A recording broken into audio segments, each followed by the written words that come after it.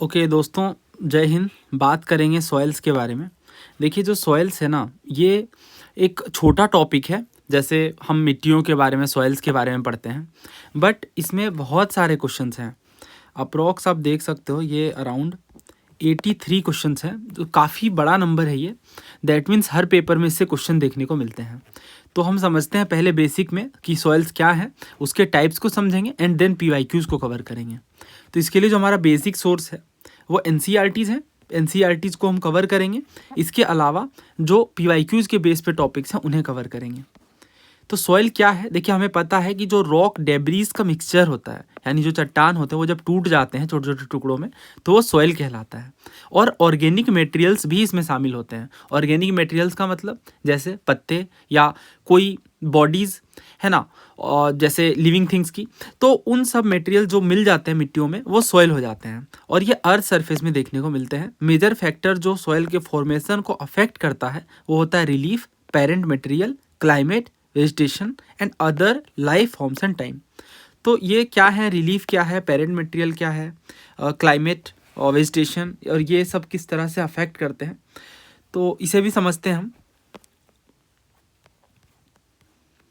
But फिलहाल हम क्या करेंगे, पहले हम ये देखेंगे कि जो सॉइल्स है इसमें होराइजन क्या होता है, सॉइल प्रोफाइल क्या होता है। तो देखिए, सॉइल प्रोफाइल को समझना बहुत आसान है। एनसीईआरटी में ये बताया गया कि अगर हम लैंड में डिग करते हैं, यानी लैंड को डिग करते हैं, तो हमें किस तरीके से अलग अलग प्रोफाइल्स देखने को मिलते हैं, यानी लेयर्स देखने को मिलते हैं।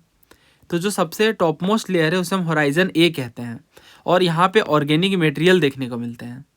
होराइजन बी जो है ये ट्रांजिशन जोन है ए और सी के बीच का, है ना। और इसमें क्या देखने को मिलते हैं? Matter derive from below as well as from above, यानी ए और सी के दोनों के ही पार्ट्स देखने को मिलते हैं। इसमें कुछ ऑर्गेनिक मटेरियल भी होता है। होराइजन सी में क्या है? तो लूज पेरेंट मटेरियल होते हैं, ठीक है। और ये जो लेयर है फर्स्ट स्टेज होता है सॉइल फॉर्मेशन की प्रोसेस का। सॉइल फॉर्मेशन की प्रोसेस का जो फर्स्ट स्टेज है वो होराइजन सी कहलाता है, ठीक है। और ये जो अरेंजमेंट होती है ये ओवरऑल सॉइल प्रोफाइल के नाम से जानी जाती है। तो अब हम इसे देख लेते हैं। तो सबसे एबव वाला जो सॉइल प्रोफाइल है, यानी जो लेयर है, वो ओ होराइजन कहलाता है, ठीक है। इसके बाद टॉप जो टॉप सॉइल होराइजन है वो ए होता है, ठीक है। देन ई आता है, जिसे एलुविएटेड होराइजन कहते हैं। देन सबसॉइल है, देन पेरेंट होराइजन है, और सबसे एंड में हमें बेडरॉक होराइजन देखने को मिलेगा। पीवाईक्यूज के साथ कंप्लीट क्लियर हो जाएगा। अभी आप इसे ऐसे समझिए कि अगर कोई मिट्टी की सतह है ना, अगर कोई मिट्टी की सतह है, सरफेस है, तो वहाँ पे ऑर्गेनिक होराइजन होगा। क्यों होगा? हमें समझ आता है कि जो पेड़ पौधे की पत्तियां हैं या जो बाकी ऑर्गेनिक मटेरियल है वो तो सबसे टॉप लेयर में ही होंगे, है ना। आप समझ पा रहे हो ना मेरी बात? जैसे हम जिस जगह पे, जैसे अगर कोई फॉरेस्ट में हम जाते हैं, तो फॉरेस्ट में जिस जगह पे हम खड़े हैं वो क्या है? ऑर्गेनिक होराइजन है, ठीक है। जब हम इसे डिग करेंगे, यानी गहरे गड्ढे की ओर जाएंगे, देन हमें स्टार्टिंग में टॉप सॉइल होराइजन देखने को मिलेगा। इसमें क्या होगा? Humus, living creatures, inorganic minerals देखने को मिलेंगे। अब देखिए, ये ह्यूमस है ना, टॉप सॉइल होराइजन में, तो ये ए नाम दिया जाएगा। अब ए के बाद तो बी आना चाहिए, बट बीच में ई क्यों है? ई इसलिए है क्योंकि जो अबव के, जो होराइजन ए के मिनरल्स हैं वो नीचे की ओर जा रहे हैं। तो जब वो नीचे की ओर जा रहे हैं तो बी जाने से पहले जो बीच का जो जोन है, बीच का जो क्षेत्र है लीचिंग का मतलब जब कोई मिनरल्स नीचे की ओर जाता है, या आप कह सकते हो कि जब हटता है उस सरफेस से, रिमूव होता है, तो वो होता है लीचिंग, है ना, लीचिंग। तो जोन ऑफ लीचिंग होता है एलिवेटेड जोन। इसके बाद हम होराइजन बी में पहुंचते हैं, और होराइजन बी में तो फिर मिनरल्स वगैरह, आयरन, एल्युमिनियम देखने को मिलने लग जाते हैं, ठीक है। देन आता है सी, जो कि पेरेंट होराइजन होता है। पेरेंट मटेरियल का मतलब जो मेजर मटेरियल है, जो सॉइल का बेस फॉर्म है, ठीक है। और सबसे एंड में बेडरॉक होराइजन होता है। इससे क्वेश्चन बने हैं। अगर आप इन क्वेश्चन को कवर कर लेंगे तो और क्लैरिटी मिल जाएगी। तो हम इन क्वेश्चन को अटेम्प्ट कर लेते हैं, ठीक है। जैसे ये देखिए, हाँ, ये क्वेश्चन है, किस पेपर का है ये? CISF LDCE का, यूपीएससी का। इसमें आपसे पूछ रहे हैं कि जो ऑर्गेनिक कंपोनेंट है सॉइल का, जो कि पत्तों के या अदर प्लांट मटेरियल के डीकम्पोजिशन से फॉर्म होता है, जो फर्टिलिटी ऐड करता है सॉइल में, वो क्या कहलाता है? Humus, top soil, B horizon, या मिनरलाइजेशन। तो कितना आसान क्वेश्चन है ये। ऑर्गेनिक कंपोनेंट, मैंने आपको क्या बताया कि जिस जगह पे हम खड़े होते हैं जो टॉप लेयर होता है वो ऑर्गेनिक कंपोनेंट का होता है ना। और ये किससे फॉर्म होता है, पत्तियां वगैरह डिकम्पोज होते हैं, सड़ते गलते हैं, तो ये होता है ह्यूमस, राइट। ये क्या होता है, ह्यूमस होता है। तो we will go with option A, humus. ठीक है, नाउ आगे समझते हैं। तो उम्मीद है ये आपको समझ आया, और कई बार इसके होराइजन के बेस पे और भी क्वेश्चन बनते हैं, वो भी हम कवर कर ही लेते हैं साथ के साथ ही। Give me a second. Horizon A B C E है ना, पेरेंट मटेरियल। हाँ ये देखिए, बेहद शानदार क्वेश्चन है ये आप पढ़ सकते हो किस पेपर में, मैंने सब कुछ लिख दिया है। तो उम्मीद है आपने अटेम्प्ट किया होगा। देखिए आपसे क्या पूछ रहे हैं, ये पूछा जा रहा है कि करेक्ट सीक्वेंस क्या है सॉइल प्रोफाइल का, है ना। टॉप से बॉटम हमें जाना है। सबसे पहले टॉप सॉइल लिख रहे हैं, फिर ह्यूमस, फिर एलिवेशन जोन, सब सॉइल, वेदर, पेरेंट मटेरियल। तो उसके बाद है फिर देखिए सबसे पहले तो ह्यूमस है, इतना तो मुझे क्लियर है। जैसे मैंने आपको बताया स्टार्टिंग में ह्यूमस देखने को मिलेगा, क्यों, क्योंकि वो जहाँ पे पत्तियाँ वगैरह डिकम्पोज हो रहे हैं। तो दो ही ऑप्शन हमारे पास बच रहे हैं, सी और डी। तो ऑप्शन ए और बी तो हट गए, है ना। उसके बाद क्या सब सॉइल है या टॉप सॉइल है, तो उसके बाद यहाँ टॉप सॉइल है, देन एलिवेशन जोन है। तो हमें पता है कि इसके बाद टॉप सॉइल आएगा, है ना, जिसे हम होराइजन ए कहते हैं। देन ई आएगा एलिवेशन जोन, देन बी आएगा जो कि सब सॉइल है ना। देन वेदर पेरेंट मटेरियल है विच इज सी होराइजन, है ना। याद है ना आपको, ये ए है, फिर ई है, फिर बी है ना, फिर सी है। समझ आ गया, तो आंसर ही ऑप्शन डी। फिर से एक बार रिकैप करते हैं। सबसे पहला आप ये देखिए, ऑर्गेनिक होराइजन है जिसे ह्यूमस कह रहे हैं। देन आएगा टॉप सॉइल यानी होराइजन ए, देन एलुविएटेड, देन सब सॉइल। ठीक है, सब सॉइल होराइजन को बी बोलते हैं। तो ओ ए ई बी। ई क्यों आया बीच में, मैंने आपको बता दिया, ये लीचिंग का जोन है। ए से बी जब पहुंच रहा है तो लीचिंग हो रही, मिनरल्स नीचे की ओर जा रहे हैं, तो वो क्षेत्र है, वो जोन है। ऑलराइट, अब हमें हाँ एनसीईआरटीज हम कवर कर रहे थे। एनसीईआरटीज में नेक्स्ट हम देख लेते हैं हमें क्या समझना है। अब हम बात करेंगे सॉइल्स के क्लासिफिकेशन की, है ना, यानी हम मेन टॉपिक में आते हैं। तो यहाँ पे हमें जो समझना है वो ये कि ICAR जो है, Indian council of agriculture research, इन्होंने सॉइल को क्लासीफाई कर दिया है। और ये क्लासिफिकेशन हुआ USDA के आधार पर। United states department of agriculture ने सॉइल्स को क्लासीफाई किया, उसी के बेस पे ICAR ने भी क्लासीफाई कर दिया है। अब ये कुछ कैसा है ये देखिए, है ना, इंसेप्टिसोल, एंटीसोल, एल्फीसोल, वर्टीसोल, एरिडीसोल, अल्टीसोल, मोलीसोल, इस तरीके से इन्होंने क्लासीफाई किया। फिलहाल आपको एक बात समझनी है कि सबसे ज़्यादा एरिया जो है ICAR ने जो क्लासीफाई किया है इंडिया के सॉइल्स को, और ये USDA के अकॉर्डिंग हुआ है, इसमें सबसे ज़्यादा जो परसेंटेज है वो 40% के आसपास इंसेप्टिसोल देखने को मिलता है ना, इंसेप्टिसोल। अब वन बाय वन मैं आपको समझाता हूँ ये चीज़ें क्या है। ऑलराइट, तो हम बात कर रहे हैं कि USDA ने कैसे क्लासीफाई करा है। इंडिया में तो हमें पता है अलग अलग तरीके के सॉइल्स हैं, ब्लैक सॉइल है, एलुवियल सॉइल है, राइट। बट US का क्लासिफिकेशन अलग है। कैसा है देखिए, पहले इन्होंने कहा एल्फी सोल एक सॉइल की टाइप है, कैटेगरी है। एल्फी सोल जो वर्ड है ना, ये अल्फा वर्ड से आया है, जिसका मतलब होता है एल्यूमिनियम और आयरन। इस वजह से इनमें एल्यूमिनियम और आयरन की मात्रा देखने को मिलती है। ये मॉडरेटली वेदर्ड होते हैं, इनकी फर्टिलिटी काफ़ी ज़्यादा होती है, और क्ले एक्यूमुलेशन देखने को मिलता है। क्ले का मतलब क्या होता है, देखिए जो सॉइल है उसमें अलग अलग साइज के ग्रेन्यूल्स होते हैं, कंकड़ होते हैं, या यूँ कहें कि मिट्टी का टुकड़ा होता है। तो ये जो क्ले है ना, ये सबसे छोटी साइज के पार्टिकल्स होते हैं, है ना, सबसे छोटे साइज के सैंड होते हैं। यही वजह है कि ब्लैक सॉइल में क्ले देखने को मिलता है ना। और क्ले का इस्तेमाल इवन खिलौनों को बनाने में भी किया जाता है। क्यों, क्योंकि इनका एक खास बिहेवियर है। जैसे जब ये गीले होते हैं तो उस टाइम पे क्या होता है, इन्हें आप किसी भी फॉर्म में डाल दो, है ना, फिर जब वो सूखेंगे तो काफ़ी हार्ड हो जाएंगे। तो ये क्ले है। एंडीसोल की जब हम बात करते हैं तो ये जैपनीज वर्ड एंडो से आया, इसका मतलब था वोल्केनिक एज, है ना। तो समझ गए होगा आप, वोल्केनिक मटेरियल के टाइम पे ये सॉइल्स फॉर्म होते हैं।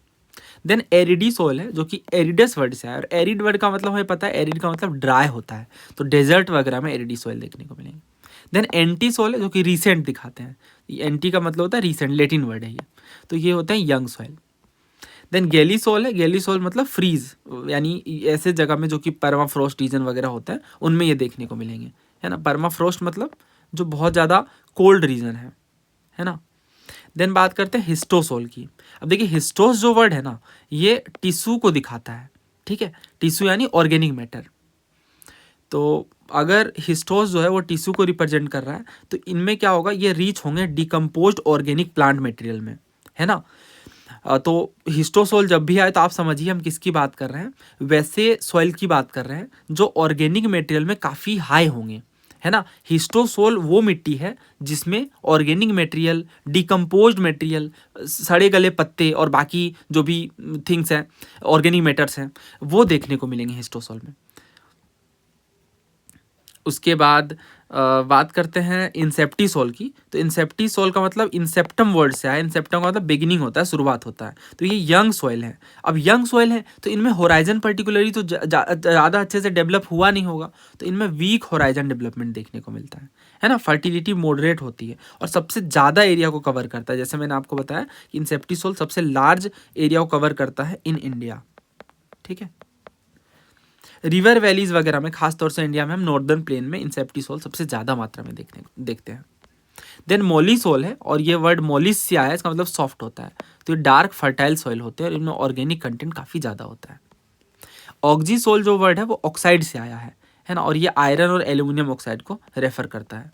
देन स्पोडोसोल है जो कि वुड एस से आया है। देन अल्टीसोल है जो कि अल्टीमस से आया है।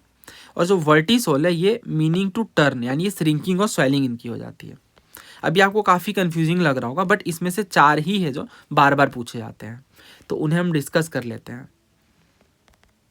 वर्टिसोल,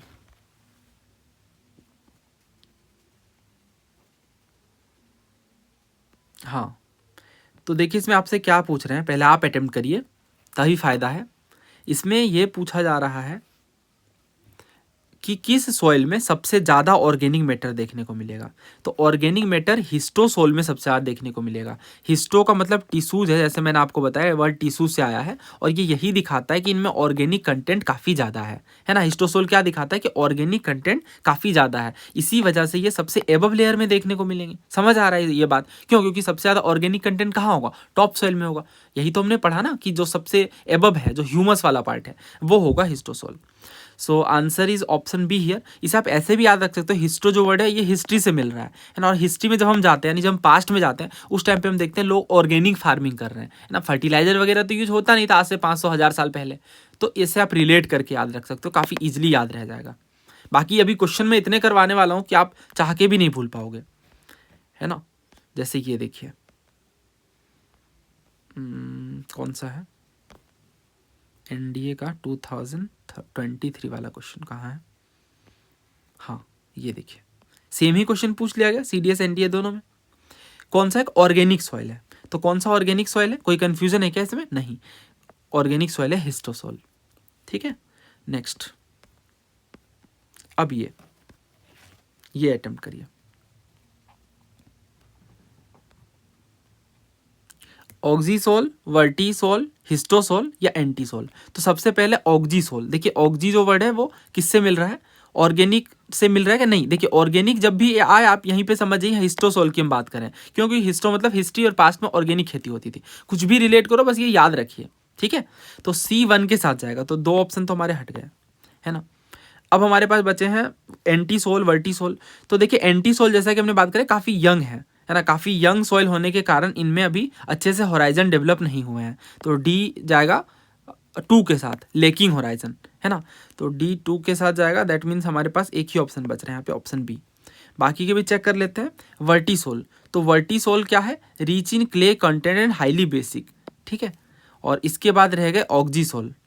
तो ऑक्जीसोल का मतलब क्या है? Very old and highly weathered, ठीक है। ऑक्जीसोल का मतलब very old and highly weathered, काफ़ी जो ओल्ड सॉइल है वो ऑक्जी सॉइल होते हैं, ठीक है। तो ये काफ़ी शानदार क्वेश्चन है, और ये क्वेश्चन नाउ अटेम्प्ट करिए।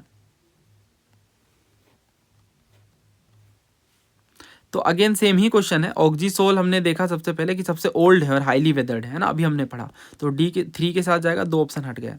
उसके बाद अब हमें देखना है हिस्टोसोल। तो हिस्टोसोल मैंने आपको याद करा, हिस्ट्री से आप याद करिए, हिस्ट्री में ऑर्गेनिक खेती होती थी। ये देखिए ऑर्गेनिक मैटर, तो C जाएगा 3 के साथ, है ना। C अगर 3 के साथ जाएगा, अच्छा दोनों में ही 3 है।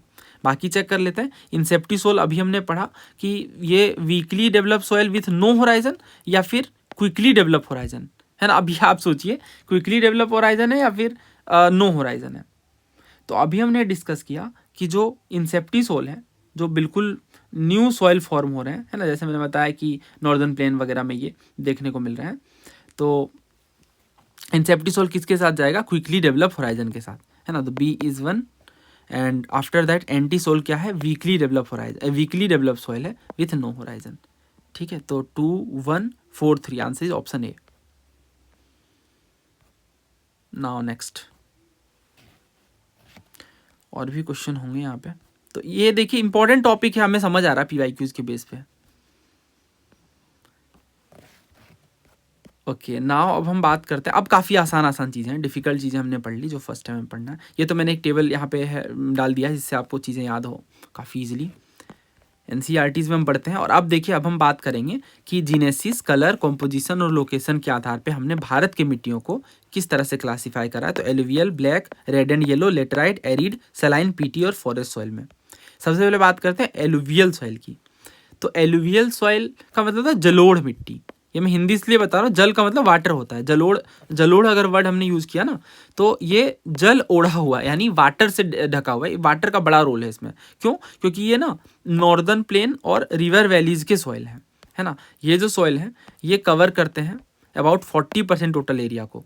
और ये डिपोजिशनल सॉइल है, यानी मैंने कहा ना नदियों से, जलोढ़ नाम ही इसलिए पड़ा, नदियों से जो मिट्टी लाई जाती है खासतौर से नॉर्दर्न इंडिया में, है ना, और डिपॉजिट की जाती हैं। तो अब नदियों की जो मिट्टी है वो कैसी होती है आप इमेजिन करो, उसी तरह से हम यहाँ पे पढ़ेंगे उनके फीचर्स भी। एक नैरो कॉरिडोर के थ्रू इन राजस्थान, मतलब राजस्थान में भी थोड़ा हिस्सा देखने को मिलता है। इसके अलावा they extend into the plains of Gujarat, और पेनिनसुलर रीजन में ये डेल्टाज वगैरह में देखने को मिलते हैं।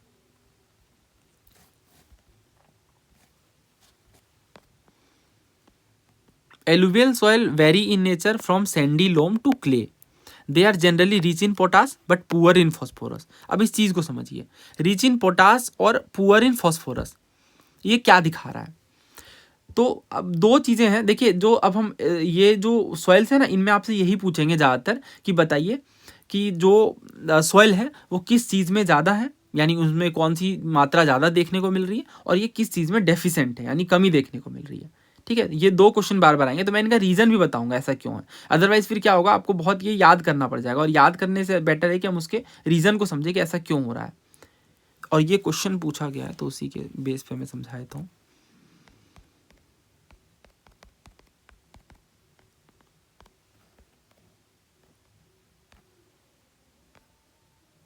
हाँ, अटेम्प्ट दिस वन।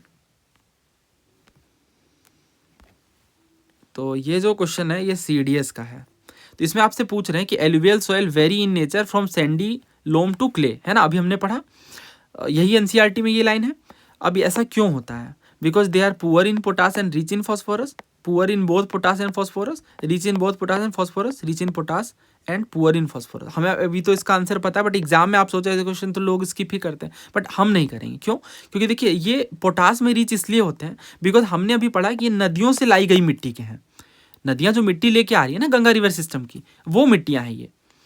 तो इस वजह से इनमें अब ऑब्वियस सी बात है, जब रिवर्स लेके आ रहे हैं तो इसमें ये डिपॉजिट कर रहे हैं, तो पोटास को साथ लेकर आ रहे हैं। बट फॉस्फोरस में ये पुअर इसलिए बिकॉज जो फॉस्फोरस है ना ये रिलेटिवली इमोबाइल होता है ना। इमोबाइल होने के कारण क्या होता है, जब वाटर आते हैं वहाँ से बहकर तो ये फॉस्फोरस को बहा ले जाते हैं। आपने पढ़ा भी होगा फॉस्फोरस जो ज़्यादातर चट्टानों वगैरह में देखने को मिलते हैं। तो इस वजह से क्या होता है कि जो रॉक एंड बोल्डर्स के साथ जब बह जाते हैं ये, तो फॉस्फोरस भी समहाउ निकल जाता है बाहर।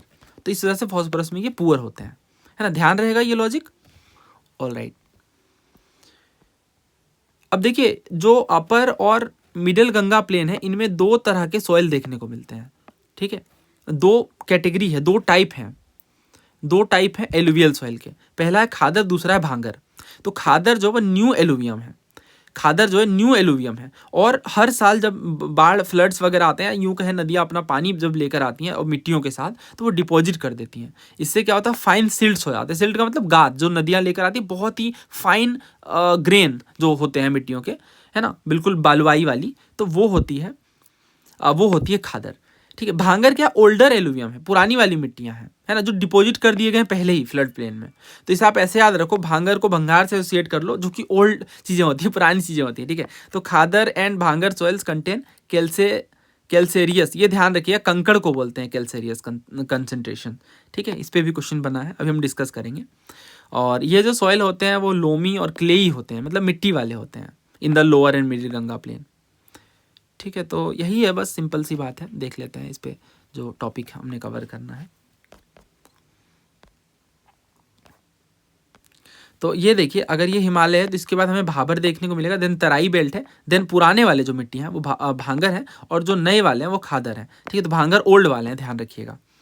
अब इस पे जो क्वेश्चन बना है वो देख लेते हैं, बट एनसीईआरटी का जो इंडियन ज्योग्राफी है उसमें भी आप देखो भागर खादर के बारे में डिस्कशन है। जो हमारा नॉर्दर्न प्लेन है ये एलुवियल डिपॉजिट से बनता है ना, जिसमें इंडस, गंगा, ब्रह्मपुत्र रिवर जो मिट्टियाँ लेकर आती हैं। ये जो प्लेन है ये approximately 3200 kilometre from the east to the west, है ना, ये नॉर्दर्न प्लेन की हम बात कर रहे हैं। तो यहाँ ये बोल रहे हैं कि नॉर्थ से साउथ तक हम नॉर्दर्न प्लेन को 3 मेजर जोन में डिवाइड करते हैं, भाबर, तराई और एलुवियल प्लेन। एलुवियल प्लेन को हम खादर और भांगर में डिवाइड करते हैं। पहले समझते हैं भाबर क्या है, ठीक है, भांगर की बात नहीं कर रहे, भाबर क्या है। भाबर एक नेरो बेल्ट है जो 8 to 10 किलोमीटर पैरेलल देखने को मिलता है शिवालिक फुटहिल से, है ना, 8 से 10 किलोमीटर पैरेलल, ये एक नेरो बेल्ट है। तो इमेज दिखाता हूँ पहले, ये देखो 8 से 10 किलोमीटर है ना, और ये भाबर है, ठीक है, समझ आ गया। उसके बाद इस वजह से क्या होता है, as a result of this the stream and river coming from mountain deposit heavy material of rock and boulder and at times disappear in this zone. तो क्या होता है ना, कभी कभी इसी में ये डिसअपियर कर जाते हैं रॉक एंड बोल्डर्स कई बार, ठीक है। इस पर क्वेश्चन भी बना है तो ध्यान रखिएगा, ठीक है। कहाँ डिसअपियर कर रहे हैं, heavy material of rock and boulders and at time disappear in this zone, कहाँ डिसअपियर कर रहे हैं, भाबर में, ठीक है। Then south of the Bhabar is Terai belt, Bhabar के साउथ में तराई बेल्ट देखने को मिलता है जो अप्रोक्सीमेटली 10 to 20 किलोमीटर विड्थ का है ना, where most of the stream and river reemerge without having any properly demarcated channel. तो अब क्या हो रहा है तराई बेल्ट में, तराई बेल्ट भी 10 to 20 किलोमीटर वाइड है, यहाँ पे ज़्यादातर स्ट्रीम री इमर्ज कर जा रही हैं, है ना, यहाँ ये हाइड कर रही हैं रॉक एंड बोल्डर, और यह यहाँ पे हम वापस देख रहे हैं कि ये रॉक एंड बोल्डर हमें दिखने लग जा रहे हैं, क्योंकि यहाँ बहुत सारे चट्टान है, तो चट्टान के अंदर नदियाँ बह गई, बट ये वापस तराई बेल्ट में बाहर आ गई, समझ आ गया ना। यहाँ पे क्या है, रॉक एंड बोल्डर है, इस वजह से नदियाँ अंदर चली गई, अब ये यहाँ पे वापस से री इमर्ज कर गई, ठीक है, तराई में री इमर्ज कर गई, री इमर्ज, क्योंकि क्वेश्चन बना है कि कहाँ से ये री इमर्ज कर गई, तो ये ध्यान रखिएगा, ठीक है। खादर, हाँ कहाँ गया ये, all right, yes, khadar is the new alluvium and deposit by flood annually, अच्छा ये वाली पेज है, हाँ। तो भाबर क्या है, वही मैंने बताया कि साउथ ऑफ द भाबर जो तराई बेल्ट देखने को मिलता है, और तराई बेल्ट में रिवर री इमर्ज करती हैं। कहाँ री इमर्ज करती हैं, तराई बेल्ट में, तराई में री इमर्ज करती हैं। सबसे पहले क्या हमने देखा, सबसे पहले देखा भाबर, है ना, भाबर एक नेरो बेल्ट है, और यहाँ पे रॉक एंड बोल्डर्स के नीचे नदियाँ छुप जा रही हैं, स्ट्रीम्स छुप जा रहे हैं। देन आ रहा है भाबर के बाद तराई बेल्ट, तराई बेल्ट में क्या हो रहा है, अब ये वापस से री इमर्ज कर गई हैं। तो इस वजह से क्या हो रहा है, जब ये री इमर्ज कर रही है ना, तो मार्सी और स्वैम्पी कंडीशन बना रही है, यानी दलदल वाला थोड़ा इलाका है, इस वजह से इसे तराई कह रहे हैं, और इसमें luxurious growth of natural vegetation देखने को मिल रहा है, ठीक है। तो न्यूट्रिएंट्स एक्सेस होने के कारण यहाँ पे लग्जरियस ग्रोथ है नेचुरल वेजिटेशन की। तराई के साउथ में हमें भांगर और खादर देखने को मिलेंगे। सिंपल सी बात है, भांगर जो है वो ओल्ड वाले डिपॉजिट्स हैं जो नदियों ने लाकर अपने सैंड को डिपॉजिट करा है, ठीक है, और खादर जो है वो न्यू वाले हैं, बस यही बात है, सिंपल सी। Now question, attempt this one, a streams and rivers coming from the mountain deposit heavy material and rock and boulder in. तो कहाँ रॉक एंड बोल्डर को डिपॉजिट करती हैं, ये आपसे पूछा जा रहा है।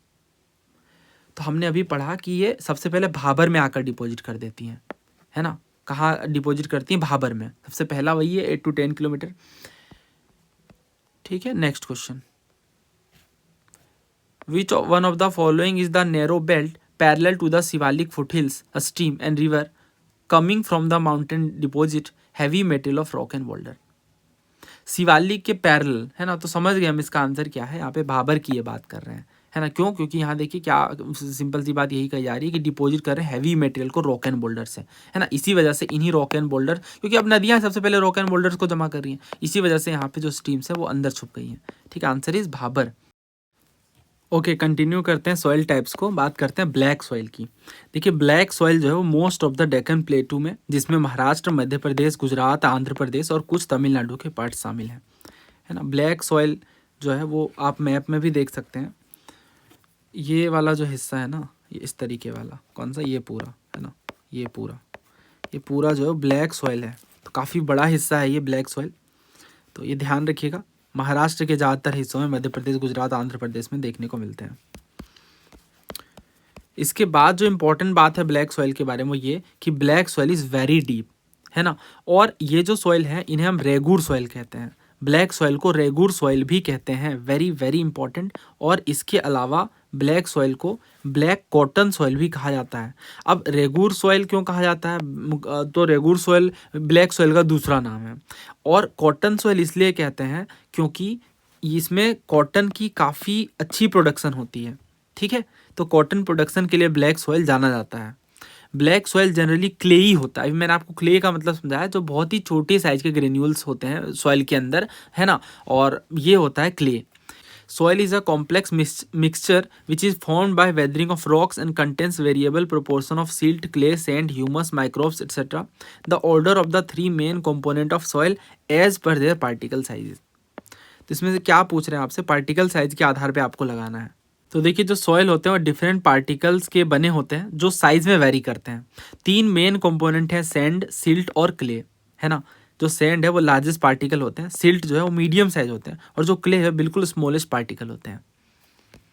तो सबसे जो साइज में है वो सैंड ज़्यादा है, देन सिल्ट है, देन क्ले है। So answer is option B. ठीक है, समझ आ गया ना क्ले का मतलब, जो फाइनेस्ट होते हैं। तो ब्लैक जो सॉइल है वो क्लेई होते हैं, यानी इसमें जो फाइनेस्ट सैंड या आप कह सकते हो फाइनेस्ट सॉइल देखने को मिल रहा है ना। डीप है और इम्परमिएबल है। ये सॉइल कर जाते हैं, स्टिकी हो जाते हैं जब गीले होते हैं, और इसके बाद जो ये ड्राई होते हैं श्रिंक कर जाते हैं, ऐसे इनमें क्रैक्स आ जाते हैं जब ये काफ़ी ज़्यादा सूख जाते हैं। तो ड्राई सीजन में सॉइल में जैसे मैंने बताया क्रैक आ जाते हैं। This occur a kind of self flowing, इस वजह से ये सेल्फ फ्लोइंग है, यानी इनमें जो जुताई है उनकी खास नीड नहीं होती है, ये खुद से फ्लो हो जाते हैं, बिकॉज इनमें दरारें आ जाती हैं। तो इस कैरेक्टरिस्टिक के कारण of slow absorption and loss of moisture the black soil retains the moisture for a very long time. इस वजह से जो काली मिट्टी है, जो ब्लैक सॉइल है, इनमें काफ़ी लंबे समय तक मॉइस्चर देखने को मिलता है ना, स्लो एब्जॉर्प्शन के कारण, क्योंकि ये धीरे धीरे पानी को सोखते हैं। तो इससे क्या होता है, क्रॉप्स को काफ़ी हेल्प होती है, स्पेशली रेन फेड वंस को, ताकि ये लंबे समय तक इवन ड्राई सीजन में भी ये सस्टेन करके रह जाते हैं। ठीक है, तो ब्लैक सॉइल में क्या क्या चीज़ें एक्स्ट्रा मात्रा में होती हैं? तो लाइम, आयरन, मैग्नीशिया और एल्यूमिना। ठीक है, लाइम, आयरन, मैग्नीशिया और एल्यूमिना। इसकी जो ट्रिक है वो लीमा है। ठीक है, लीमा में ये सबसे ज़्यादा रिच है। ठीक है, ध्यान रखिएगा। बट पोटास में ये, इनमें पोटास भी है, बट इनमें फॉस्फोरस की कमी है, फॉस्फोरस, नाइट्रोजन और ऑर्गेनिक मटेरियल की। ठीक है, तो ध्यान रखिएगा ये कि इनमें फॉस्फोरस की कमी है, और नाइट्रोजन की तो हर मिट्टी में कमी है, तो इसके बारे में तो हमें सोचना ही नहीं पड़ेगा। तो बस काम खत्म, इतना आपको बस पता होना चाहिए, सारे क्वेश्चन ब्लैक सॉइल के सॉल्व हो जाएंगे। क्या पता होना चाहिए, मैं क्विकली रिवाइज करवाता हूँ। 4 बातें। पहला की ये कि किस एरिया में है, तो डेक्कन ट्रैप में है। ठीक है, पहली चीज़ ये याद रहेगी, किस रीजन में, डेक्कन रीजन में। दूसरी बात ये इसे रेगुर सॉइल कहते हैं। ठीक है, दूसरी बात याद रहेगी। तीसरी कि ये सेल्फ फ्लोइंग है ना, सेल्फ फ्लोड है। ठीक है, चौथी चीज़ ये कि जब ये सूख जाते हैं तो इनमें क्रैक्स डेवलप हो जाते हैं, क्रैक डेवलप्स। ठीक है, पांचवी चीज़ ये कॉटन के लिए जानी जाती है। छठी चीज़ ये कि इनमें कौन कौन सी ज़्यादा मात्रा में होते हैं, तो ये लीमा है ना, कहाँ गया ये। ठीक है, lime, iron, magnesia, lime, iron, magnesia, और चौथा कौन सा है? चौथा है एल्यूमिना। ठीक है, एल्यूमिना। बस नाउ नेक्स्ट बात करते हैं रेड एंड येलो सॉइल की। तो रेड एंड येलो सॉइल जो है, रेड सॉइल डेवलप होता है क्रिस्टलाइन इग्नियस रॉक पे in area of low rainfall in the eastern and southern part of the Deccan plateau. ठीक है। तो रेड एंड येलो सॉइल का मैप हम देख लेते हैं। ये देखिए रेड एंड येलो सॉइल है, ये वाले हिस्से हैं रेड एंड येलो सॉइल के, ठीक है। और इसी के साथ ही pigment zone of the western Ghat, long stretch of areas occupied by red loamy soil. और येलो और रेड सॉइल जो उड़ीसा छत्तीसगढ़ में भी देखने को मिलते हैं। ये जो सॉइल है इनमें रेडिश कलर क्यों होता है? तो इनमें रेडिश कलर होता है due to a wide fusion of iron crystalline and metamorphic rocks. Simple सी बात यह है कि इनमें लाल कलर होता है आयरन की मात्रा के कारण, ठीक है। आयरन इनमें प्रेजेंट होता है। और येलो कब दिखते हैं? ये जब ये हाइड्रेटेड फॉर्म में होता है, यानी इनमें पानी की जब मात्रा होती है।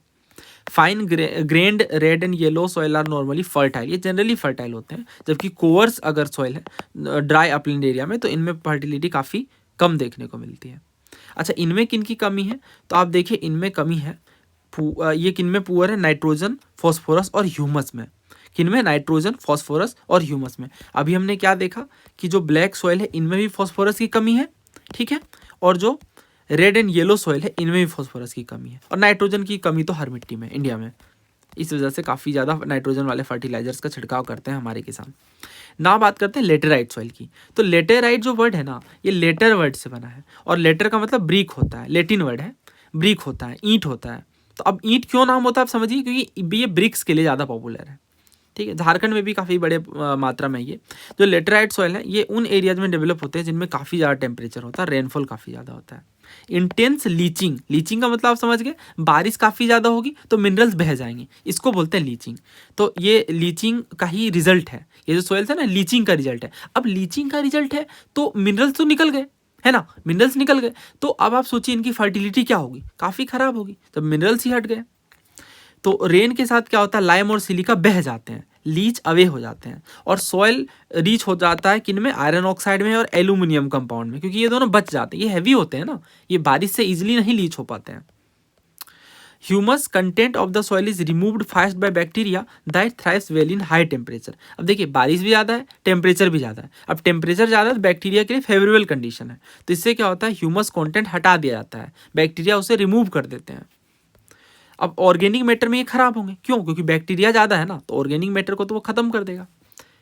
एक एक चीज़ लॉजिकल है, ध्यान से समझिए। मैं ये कह रहा हूँ कि जो लेटेराइट सॉइल है ये ऑर्गेनिक मैटर में काफ़ी ख़राब होते हैं, पुअर होते हैं, है ना। इसके अलावा नाइट्रोजन, तो जैसे मैंने बताया हर इंडियन सॉइल में नाइट्रोजन कमी है, फॉस्फेट की भी कमी है और कैल्शियम की भी कमी इनमें देखने को मिलती है। तो इनमें ज़्यादा क्या है फिर? तो इनमें ज़्यादा है आयरन ऑक्साइड और पोटास। क्या ज़्यादा है? आयरन ऑक्साइड और पोटास। अब ये नाम से समझिए, देखिए लेटेराइट सॉइल है ना, तो लेटेराइट सॉइल में आयरन ऑक्साइड ज़्यादा है, ठीक है, ये चीज़ ध्यान रखिएगा। अब लेटेराइट सॉइल जैसे मैंने बताया कि बारिश ज़्यादा हो रही है, बारिश ज़्यादा हो रही तो मिनरल्स बह जा रहे हैं, तो आप आराम से आप मैन्योर और फर्टिलाइजर का छिड़काव करोगे तो थोड़ा जो सॉइल है वो बेटर हो जाएगा, फर्टाइल कंडीशन आ जाएगी, ठीक है। रेड लेटेराइट सॉइल तमिलनाडु और आंध्र प्रदेश और केरला में देखने को मिलता है, और केसर नट जैसे क्रॉप्स के लिए फेमस होते हैं, ठीक है, केसर नट के लिए। जैसे हमने बताया लेटराइट का मतलब ही लेटर वर्ड है, ब्रिक है, तो इस वजह से ब्रिक के लिए काफ़ी ज़्यादा पॉपुलर है। ना बात करते हैं एरिड सॉइल की। तो जो एरिड सॉइल है वो सैंडी होते हैं। एरिड का मतलब क्या होता है? काफ़ी सूखा, ठीक है। और साल्ट कंटेंट इतना ज़्यादा होता है कि जो सामान्य नमक है, जो कॉमन साल्ट है, ये इवापोरेट करके ही निकाला जा सकता है ना। एरिड मतलब सूखा, तो सूखा वाला क्षेत्र है, तो इस वजह से इनमें इतना ज़्यादा साल्ट कॉन्टेंट है कि केवल वाष्पीकरण से, इवापोरेशन से ही साल्ट बन जाएगा। ड्राई क्लाइमेट के कारण क्या होता है? हाई टेम्परेचर और एक्सेलरेटेड इवापोरेशन देखने को मिलता है। और अभी एरिड का मतलब ही सूखा है, तो मॉइस्चर की तो कमी होगी ही और ह्यूमस की भी कमी होगी, है ना। क्यों? क्योंकि ड्राई क्लाइमेट है। नाइट्रोजन जैसे मैंने बताया कम ही होगा, और जो फॉस्फेट है ये नॉर्मल होता है, ठीक है। लोअर होराइजन जो है इनमें कंकड़ देखने को मिलता है because of increasing calcium content. अच्छा, ये किन क्षेत्रों में होगा, किन एरियाज में होगा? तो राजस्थान वगैरह में एरिड सॉइल, ठीक है, खास तौर से ध्यान रखिए, क्योंकि एरिड मतलब सूखा। नेक्स्ट है सेलाइन। तो सेलाइन को ऊसर सॉइल कहते हैं, है ना। सेलाइन में क्या होता है? सेलाइन का मतलब क्या होता है? खारा होता है। तो सोडियम, पोटेशियम, मैग्नीशियम ये ज़्यादा मात्रा में देखने को मिलते हैं, और इस वजह से ये इनफर्टाइल हो जाते हैं और इनमें वेजिटेशन का ग्रोथ नहीं होता है। इनमें भी साल्ट काफ़ी ज़्यादा होते हैं ड्राई क्लाइमेट के कारण और पुअर ड्रेनेज के कारण। एरिड और सेमी एरिड रीजन में देखने को मिलते हैं, कई बार दलदल इलाके में भी हमें सेलाइन सॉइल्स देखने को मिलते हैं। इंडिया में खासतौर से अगर हम देखें तो ईस्टर्न कोस्ट में और सुंदरबन एरियाज में भी। रन ऑफ कच्छ जो कि गुजरात में है, इसके अलावा जो साउथ वेस्ट मानसून है ये साल्ट पार्टिकल्स को लेके आती है और डिपॉजिट कर देती है यहाँ पे क्रस्ट के रूप में। नेक्स्ट बात करते हैं पीटी सॉइल की। तो पीटी जो सॉइल है वो पीट वर्ड से बना है। पीट का मतलब क्या होता है, आप कह सकते हो ऑर्गेनिक कंटेंट है ना, ऑर्गेनिक मटेरियल। तो हैवी रेनफॉल वाले एरियाज में ये देखने को मिलते हैं, ठीक है। और यहाँ पे ग्रोथ ऑफ वेजिटेशन जो है वो अच्छा देखने को मिलता है और large quantity of dead organic material है ना, पीट का मतलब ही ऑर्गेनिक कंटेंट। तो large quantity of dead organic material जमा हो जाते हैं इन एरियाज में, इस वजह से ह्यूमस ज़्यादा होता है और ऑर्गेनिक कंटेंट अच्छा होता है। तो नाम से आप रिलेट करके आ सकते हो, पीट का मतलब ही ऑर्गेनिक कंटेंट, ऑर्गेनिक मटेरियल है ना, काफ़ी ज़्यादा होता है, 40 to 50% जो है वो ऑर्गेनिक कंटेंट ही होता है ना। बात करते हैं फॉरेस्ट सॉइल की। नाम से समझ आ रहा है फॉरेस्ट एरियाज में ये देखने को मिलेंगे है ना, और ये लोमी और सिल्टी होते हैं वैली साइड में और कोवर्स ग्रेन होते हैं अपर स्लोप में। ओके ना, क्वेश्चंस डिस्कस करते हैं। तो पहला क्वेश्चन ये है आपकी स्क्रीन पे, आपको पता है तरीका क्या करना है, अटेम्प्ट करना है। Soil which reflect the composition of underlying rocks are always. देखिए जो सॉइल रिफ्लेक्ट करते हैं अंडरलाइंग रॉक के कॉम्पोजिशन को, ये इमेच्योर या यंग सॉइल कहलाते हैं।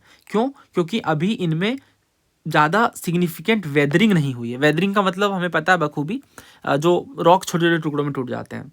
समय के साथ क्या होता है ना, जो सॉइल है वो वेदरिंग के कारण या लीचिंग और ऑर्गेनिक एक्यूमुलेशन, बहुत सारे प्रोसेसेस के कारण बदल जाता है ना, जिससे इनकी कॉम्पोजिशन चेंज हो जाती है ओरिजिनल पेरेंट रॉक के मुकाबले।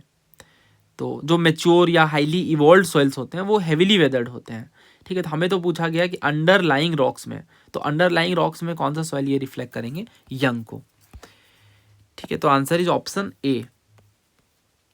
Next, which among the following statement with reference to the black cotton soil is not correct. Now you have to attempt this question and this has been asked in NDA 2024। तो इसमें पहला statement है कि जो black cotton soil होते हैं उन्हें रेगुर कहते हैं। दूसरा ये कि हाईली मॉइस्चर रिटेंसिव होते हैं। तीसरा लाइम में रिच होते हैं। और चौथा ये कि इन सॉइल में बहुत लेस क्ले फैक्टर देखने को मिलता है, इसलिए wide variety of crop and vegetables को सपोर्ट करते हैं। लेस क्ले कहाँ, हमने तो पढ़ा ना, सबसे ज़्यादा मात्रा में क्ले देखने को मिलते हैं, हाईली क्लेई होते हैं। और क्लेई होने के कारण ये क्या होते हैं, जैसे क्लेई का जो फीचर है ना, काफ़ी छोटे पार्टिकल्स होते हैं क्ले सॉइल में, है ना, काफ़ी महीन आप कह सकते हो कि पार्टिकल्स होते हैं। इस वजह से ये चौथा गलत है और आंसर इज ऑप्शन डी। और यही फीचर के कारण होता भी है कि मॉइस्चर रिटेंसिव होते हैं ब्लैक सॉइल, है ना, इनमें नमी काफ़ी अच्छे से एब्जॉर्ब हो जाती है। बाकी बिल्कुल सही है, इसे हम रेगुर कहते हैं। हाईली मॉइस्चर रिटेंसिव होता है, जैसे मैंने अभी बताया लीमा, है ना, लीमा यानी लीमा में रिच होते हैं, लाइम, आयरन, मैग्नीशिया और एल्यूमिना, ठीक है। आगे हाँ, वैसे ये मैंने लिख भी दिया क्या फीचर्स और क्या चीज़ें सेल्फ फ्लोइंग होते हैं। लाइम, आयरन, मैग्नीशिया और एल्यूमिना में रिच होते हैं ना, पोटास वगैरह भी होता है, बट फॉस्फोरस, नाइट्रोजन और ऑर्गेनिक मैटर नहीं देखने को मिलता है। Third one, red soil colour is caused by, है ना, ये क्वेश्चन है CDS का। रेड सॉइल कलर क्यों होगा, आयरन कंपाउंड के कारण। कुछ सोचने वाली बात नहीं है ना, answer is option C, iron compound.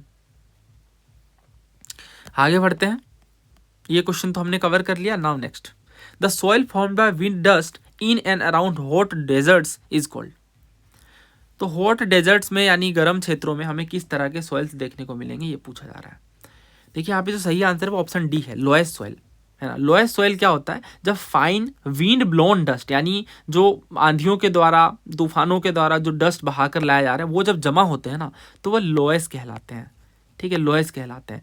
तो जो डेजर्ट्स काफ़ी गर्म हैं या सेमी एरिड रीजन, जो क्षेत्र काफ़ी हॉट हैं, तो उनमें ये लोएस्ट सॉइल देखने को मिलते हैं, क्योंकि आंधियाँ चलती हैं, काफ़ी तेज़ हवाएं चलती हैं, तो रेत जो है वो एक जगह आकर जमा हो जाता है ना, ये लैंडफॉर्म्स में भी हम पढ़ते हैं। तो उस तरह की मिट्टी को हम लोएस्ट कहते हैं, है ना, कोई कन्फ्यूजन नहीं रखना आपको। सिल्टी सॉइल देखिए गलत है, सिल्टी सॉइल का मतलब जो फाइन पार्टिकल्स जिनमें होते हैं, लेकिन ये तो वाटर डिपोजिटेड होते हैं, विंड ब्लोन थोड़े होते हैं। लोमी सॉइल, लोमी का मतलब भी वही है, सैंड, सिल्ट, क्ले वगैरह का मिक्स हो, विंड डस्ट की बात नहीं। डी सॉइल जो है वो भी ऑब्वियस ही बात है, रेलेवेंट है, answer is option D. CDS का ये क्वेश्चन है। नाउ नेक्स्ट अटेम्प्ट करिए, ब्लैक सॉइल जो है किसमें रीच होता है। ये बहुत ही रिसेंट के क्वेश्चंस हैं, UPSC के ही, आप देख सकते हो। आयरन, फॉस्फोरस, मैग्नीशिया और ऑर्गेनिक मैटर। तो अभी मैंने आपको एक ट्रिक बताई, लीमा, जो कि रैंडमली अभी ही बन गई, मैंने देखा इस तरह कुछ कोड है, मैंने पहले कभी नहीं सोचा इसके बारे में। तो लाइम, आयरन, मैग्नीशिया और एल्यूमिना, है ना, आयरन है, मैग्नीशिया है और लाइम तो है ही नहीं ऑप्शन में। फॉस्फोरस और ऑर्गेनिक मैटर में तो काफ़ी कम होते हैं। तो यहाँ पे रिच किस में है, 1 और 3 में। So answer is option C. Trick में LIMA में बस LI आ रहा है, तो वहाँ से भी समझ सकते हैं हम। उम्मीद है आपसे क्वेश्चन सॉल्व हो रहे होंगे और आप कॉन्फिडेंट फील कर रहे होंगे। नेक्स्ट देखिए, विच one among the following is the most wide spread and most productive category of soil in north India. तो नॉर्थ इंडिया में जो सबसे ज़्यादा वाइड स्प्रेड और सबसे प्रोडक्टिव है ना, तो इसका आंसर क्या है, सोचना ही नहीं है। जब नॉर्थ इंडिया की बात कही है इन्होंने, तो answer is option A, alluvial soil. और मोस्ट वाइड स्प्रेड से क्लियर भी कर दिया है, क्योंकि मोस्ट वाइड स्प्रेड जो है वो इंडिया में एलुवियल सॉइल ही है। So answer will be option A. Next, तो क्या पूछ रहे हैं हमसे, ब्लैक सॉइल के बारे में कौन सी बात सही नहीं है। पहला ऑप्शन है कि आयरन, लाइम और पोटास में रिच होते हैं, और दूसरा ये है कि मॉइस्चर रिटेंसिव होते हैं, तीसरा ये कि फर्टाइल और वेल सूटेड होते हैं शुगर केन उगाने के लिए, चौथा फॉस्फोरस और ऑर्गेनिक मटेरियल में रिच होते हैं। नहीं, फॉस्फोरस और ऑर्गेनिक मटेरियल में तो काफ़ी कमज़ोर होते हैं, काफ़ी पुअर होते हैं। बार बार ये एक ही चीज़ तो पूछ ही रहे हैं, है ना। ये आप देखो ब्लैक सॉइल के बारे में, ब्लैक सॉइल से इन्हें बहुत लगाव है, ये बार बार पूछते हैं ब्लैक सॉइल के बारे में। हाँ ये देखिए, ब्लैक सॉइल जो है उनमें फॉस्फोरस, नाइट्रोजन और ऑर्गेनिक मैटर है ना। ये आप ट्रिक भी बना सकते हैं, यहाँ पे नॉप की कमी होती है, ठीक है, NOP।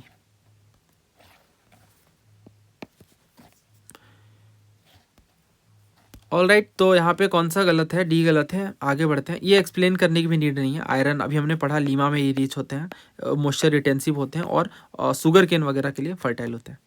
नेक्स्ट, किस तरह के एरिया में यहाँ पे हमें बोरवेल और कैनाल ईजिली डग हो जाएंगे।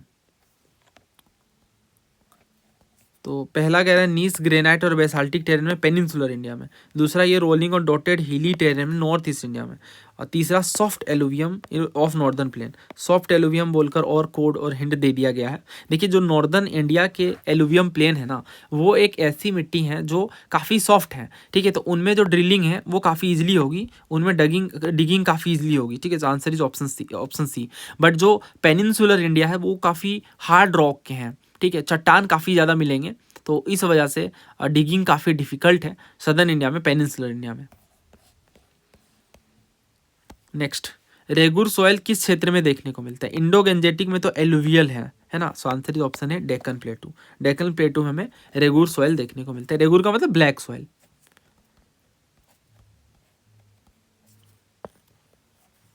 नेक्स्ट, ब्लैक कॉटन सॉइल जो है वो किसकी वेदरिंग से फॉर्म हुआ है। किसकी वेदरिंग से फॉर्म हुआ है, फिजर वॉल्केनिक रॉक से, है ना। हमने पढ़ा है ये डेक्कन ट्रैप में वॉल्केनिक रॉक ही देखने को मिलेंगे। नेक्स्ट, कौन सा करेक्ट नहीं है ब्लैक सॉइल के बारे में। लगता है इन्हें बार बार यही क्वेश्चन पूछने का बहुत शौक है, ब्लैक सॉइल में क्या नहीं है। पहला कह रहा है रेगुर कहते हैं इसे, हाँ कहते हैं। क्लेई और इम्परमिएबल होते हैं, सही बात है। It's swells when wet and shrinks when dry. Shrink कर जाते हैं जब ड्राई करते हैं, बिल्कुल ड्राई करने पे सिकुड़ जाते हैं, क्रैक्स डेवलप हो जाते हैं, और जब गीले होते हैं स्वेल हो जाते हैं, है ना। क्योंकि वो मिट्टियाँ जो काफ़ी फाइन ग्रेन्यूल्स वाले मिट्टी हैं उनके यही फीचर होते हैं। It can not retain water for a long time. बार बार तो हम पढ़ रहे हैं कि ये मॉइस्चर रिटेंसिव होते हैं, तो ये चौथा साफ तौर से गलत है। ये क्वेश्चन बेहद आसान है। Next,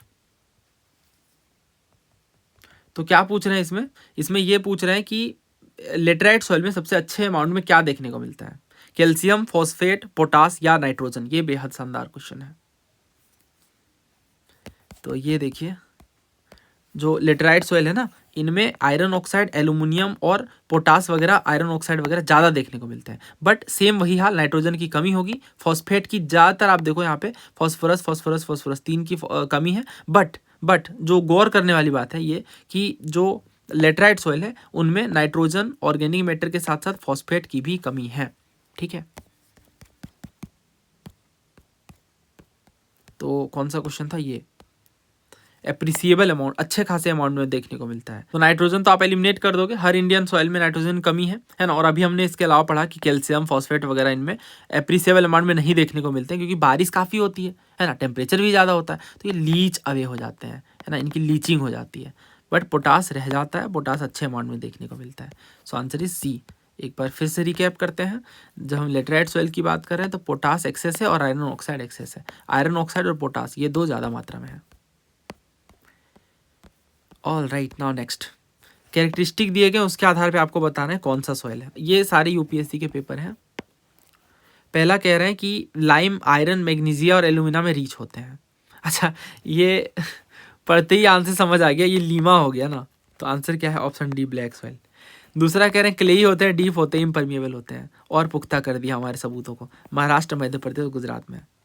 next, typical laterite soil in India are generally fertile.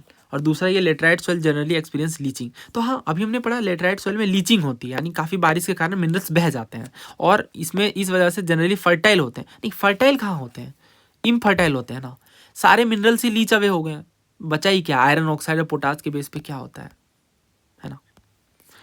तो इस वजह से पहला गलत है, पहला गलत है। तो आई गेस ऑप्शन बस एक ही बच रहा है। So we will go with option D, है ना। We will go with option D. पहला गलत है बट दूसरा सही है।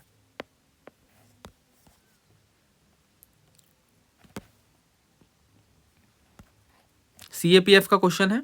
इसमें आपसे पूछ रहे हैं लेटराइट सॉइल के बारे में। पहला कह रहा है हाई एल्टीट्यूड में देखने को मिलता है। नहीं, साफ तौर से गलत। जहां अभी हमने क्या पढ़ा, ज़्यादा टेम्परेचर होना चाहिए। हिमालय में ज़्यादा टेम्परेचर होता है क्या? दूसरा कह रहा है वेरी फर्टाइल, नहीं इनफर्टाइल, दूसरा भी गलत। तीसरा कह रहा है रेड कलर होता है आयरन ऑक्साइड के कारण, सही बात है, हमने पढ़ा। तो पोटास और ऑर्गेनिक मैटर में क्या ये मिट्टी पुअर है? तो अभी हमने पढ़ा कि पोटास में ये पुअर नहीं है ना। इनफैक्ट क्वेश्चन भी पूछा है इसमें यूपीएससी ने एनडीए में, है ना, कि पोटास में ये एप्रिसिएबल अमाउंट में होता है ना। पोटास ज़्यादा मात्रा में होता है लेटराइट सॉइल में। कहाँ गया ये देखिए पोटास। एनसीईआरटी से भी मैच कर लेते हैं। एनसीईआरटी कहाँ गई? हाँ, लेटराइट सॉइल कहाँ है? रेड, ब्लैक, है ना। ये देखिए लेटराइट, ये देखिए पोटास आर इन एक्सेस। ठीक है, समझ गए। अब इसमें जो पूछा ना इन्होंने इस क्वेश्चन में, पुअर इन नाइट्रोजन पोटास, तो ये गलत हो जाना चाहिए, है ना। पोटास गलत है तो ये गलत हो जाना चाहिए। बट यहाँ पे ऑफिशियल आंसर जो 3 और 4 दिया गया है। ठीक है, सो पता नहीं, मे बी इसे एक ऐसे वे में, क्योंकि नाइट्रोजन और ऑर्गेनिक मैटर में तो ठीक है, नो डाउट पुअर है, बट पोटास में तो एक्सेस में है ना। तो आई डोंट नो ये ऑफिशियली क्यों है, बट यूपीएससी ने आंसर दिया है। नेक्स्ट देखिए, बट मेरे ख्याल में यहाँ आंसर ये होना चाहिए। मैंने रीजन बता दिया, रेस्ट यू कैन डिसाइड। अब आपको टाइप ऑफ सॉइल्स दिए गए और इसके आधार पे डिसाइड करना, और ये क्वेश्चन भी सीडीएस का है। पहला कह रहे हैं they contain a large proportion of sodium, potassium and magnesium and दस दे आर इनफर्टाइल। हाँ, एक चीज़ और देखिए, मे भी इन्होंने जनरल सेंस में लिया हो कि हाँ नाइट्रोजन और ऑर्गेनिक में ज़्यादा है ना, तो इस तरह से मे भी इंटरप्रेट किया गया हो। तो इसमें कह रहे हैं कि लार्ज प्रोपोर्शन है सोडियम, पोटेशियम, मैग्नीशियम का, इस तरह से ये इनफर्टाइल है। दूसरा ये कि इनका स्ट्रक्चर सैंडी से लोमी होता है। तीसरा ये कि ज़्यादा वाइड स्प्रेड देखने को मिलते हैं वेस्टर्न गुजरात में, डेल्टाज ऑफ ईस्टर्न कोस्ट में, और सुंदरबन एरियाज ऑफ वेस्ट बंगाल में, है ना। सीडीएस का क्वेश्चन है ये। और इसे हमें हिंट अगर देखना हो, देखिए ये वाला जो स्टेटमेंट्स है वो काफ़ी ज़्यादा हिंट दे रहा है। तो सुंदरबन एरिया से हम समझ सकते हैं बात हो रही है सेलाइन सॉइल की, है ना। हमने पढ़ा भी सेलाइन सॉइल के बारे में। ये देखिए सेलाइन सॉइल वाटर लॉक्ड और स्वैम्पी एरियाज में होते हैं, यहीं से मैंने हिंट दिया था आपको। ठीक है, और सेलाइन सॉइल में सोडियम, क्योंकि सेलाइन का मतलब ही वही है, सोडियम, पोटेशियम, मैग्नीशियम वगैरह ज़्यादा देखने को मिलेंगे। ठीक है, और वेस्टर्न गुजरात, यहीं से क्वेश्चन पिक किया गया, सुंदरबन एरियाज। ठीक है, एनसीईआरटी से ही क्वेश्चन फ्रेम होते हैं मोस्टली।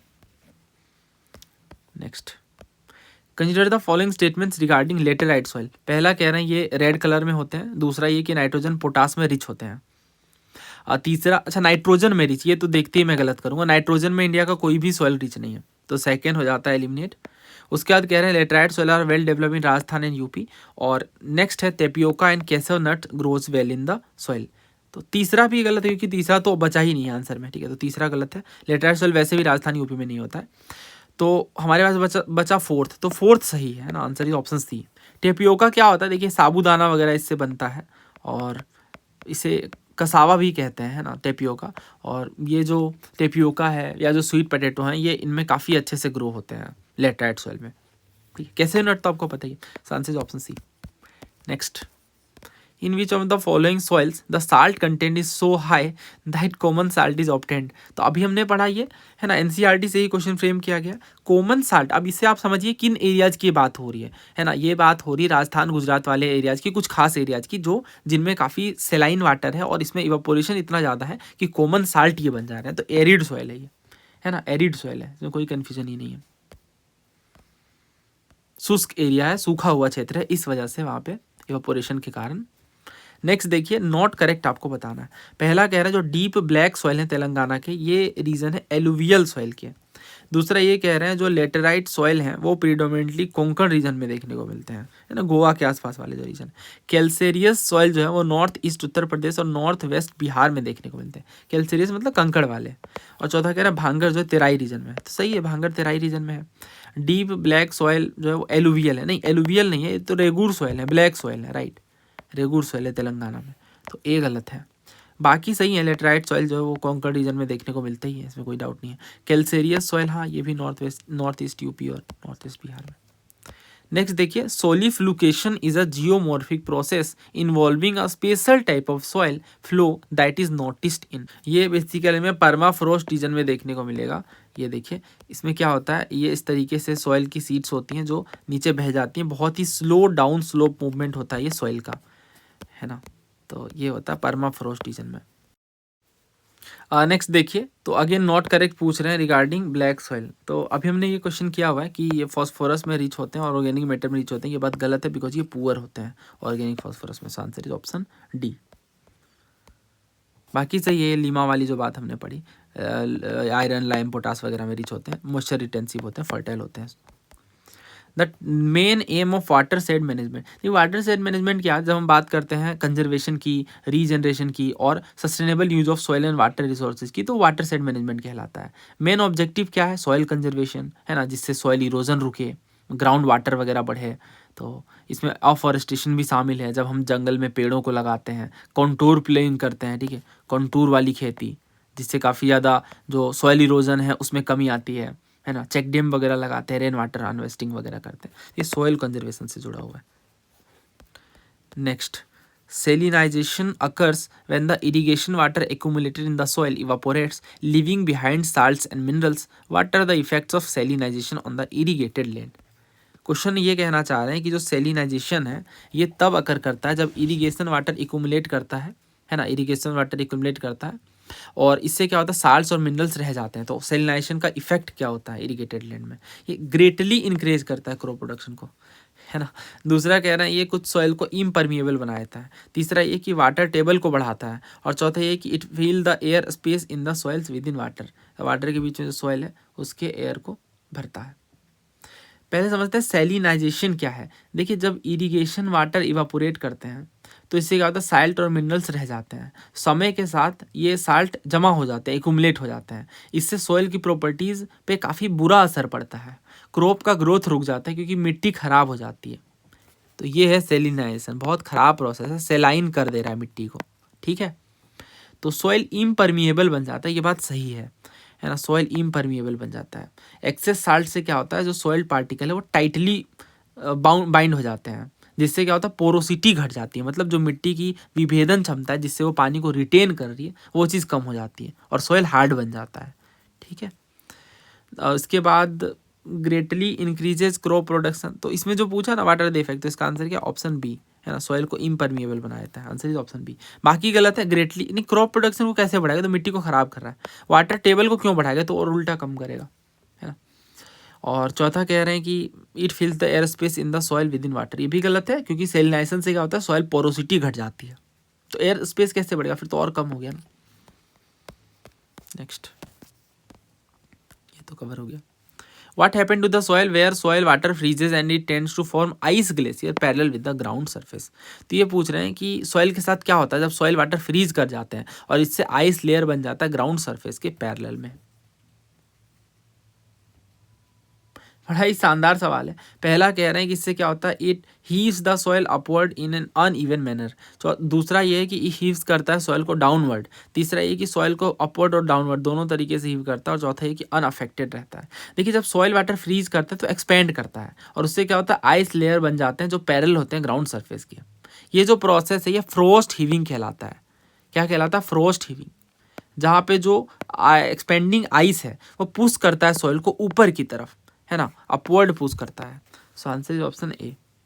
कोल्ड क्लाइमेट में ये देखने को मिलता है, खासतौर से रोड वगैरह के काफ़ी डैमेज करता है।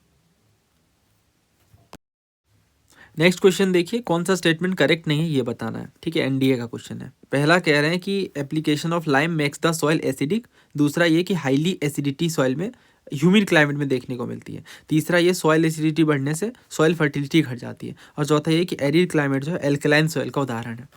तो सबसे पहले लाइम क्या काम करता है? देखिए, लाइम जब हम डालते हैं ना मिट्टी में तो वो सॉइल की एसिडिटी को कम करता है ना, सॉइल को और ज़्यादा बेसिक करता है, एल्केलाइन करता है, ठीक है। तो इसमें जो पहला स्टेटमेंट कह रहे हैं कि lime application of lime makes the soil acidic, ये गलत है, ठीक है। पहला जो है इसमें गलत है, तो हमसे तो गलत ही पूछा गया, तो आंसर क्या होगा? ऑप्शन ए होगा। बाकी का चेक करते हैं। High acidity in soil is typical of humid climate. Humid climate में क्या होता है? बहुत बारिश होती है, तो बारिश से क्या होता है? मिनरल की लीचिंग हो जाती है, तो सॉइल क्या बन गया? एसिडिक बन गया। तो एसिडिटी जो है वो ह्यूमिड क्लाइमेट से जुड़ा हुआ है, यानी गर्म क्षेत्रों से, ये सही है। तीसरा सही, यानी हमारे आंसर में नहीं होगा, हमसे गलत पूछा है। तीसरा कह रहा है increasing soil acidity results in declining soil fertility. तो ज़्यादा एसिडिक सॉइल क्या करते हैं? न्यूट्रिएंट एब्जॉर्प्शन को रोक देते हैं, जिससे प्लांट ग्रोथ और क्रॉप यील्ड पे बहुत बुरा प्रभाव पड़ता है। सॉइल एसिडिटी बढ़ेगी तो सॉइल फर्टिलिटी घट जाएगी, कम उत्पादन होगा, कम प्रोडक्शन होगा।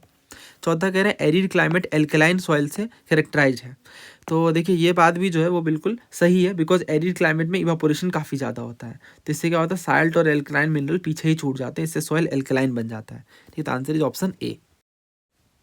नेक्स्ट देखिए, इसमें पूछ रहे हैं कि कॉटन के लिए बेस्ट सॉइल कौन सी है। तो ये पूछते नहीं थकते, तो हम बताते भी नहीं थकेंगे। आंसर क्या है इसका? ऑप्शन है रेगुर सॉइल। और ये सारे रिसेंट के क्वेश्चन है, मीन्स ये ट्रेंड नहीं बदला, अभी भी पूछे जा रहे हैं। अगला देखिए, सॉइल इम्पोवरिशमेंट का मतलब क्या होता है? इम्पोवरिश का मतलब क्या होता है? कमी होता है ना, है ना।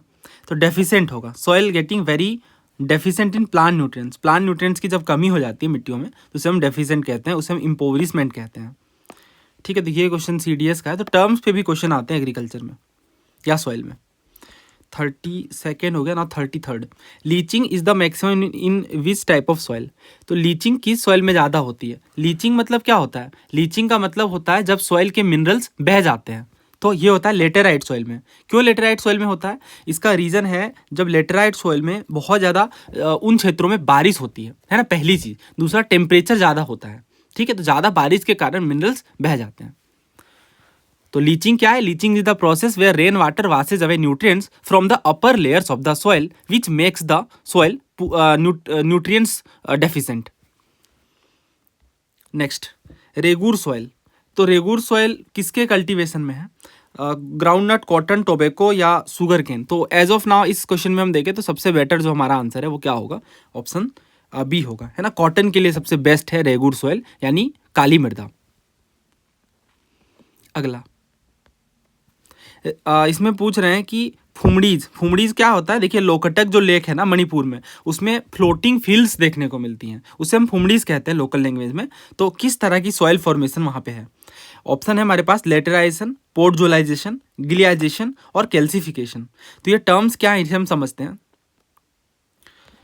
तो देखिए क्या होता है, सॉइल फॉर्मेशन में जो प्रोसेसेस इवॉल्व होते हैं उनमें पहला होता है एलुविएशन, है ना। एलुविएशन में क्या होता है? जो फाइन पार्टिकल्स, यानी बहुत छोटे छोटे महीन कण जैसे क्ले, मिनरल्स वगैरह, ये लीच हो जाते हैं अपर लेयर से, है ना। यही तो हमने समझा एलुविएशन में। और निचले लेयर में जाकर बस जाते हैं, मूव डाउन कर जाते हैं। तो ये जो प्रोसेस है इससे मिट्टी बहुत सैंडी हो जाती है, क्योंकि अच्छे वाले जो मिनरल्स है, जो फाइन क्ले वगैरह है, वो तो नीचे बह गए, है ना, वो नीचे चले गए डाउन लेयर में। तो यहाँ पे क्या बचा? कोर्स टेक्सचर्ड लेयर बचा टॉप में। यही होती है प्रोसेस एलुविएशन। देन होता है मेलेनाइजेशन।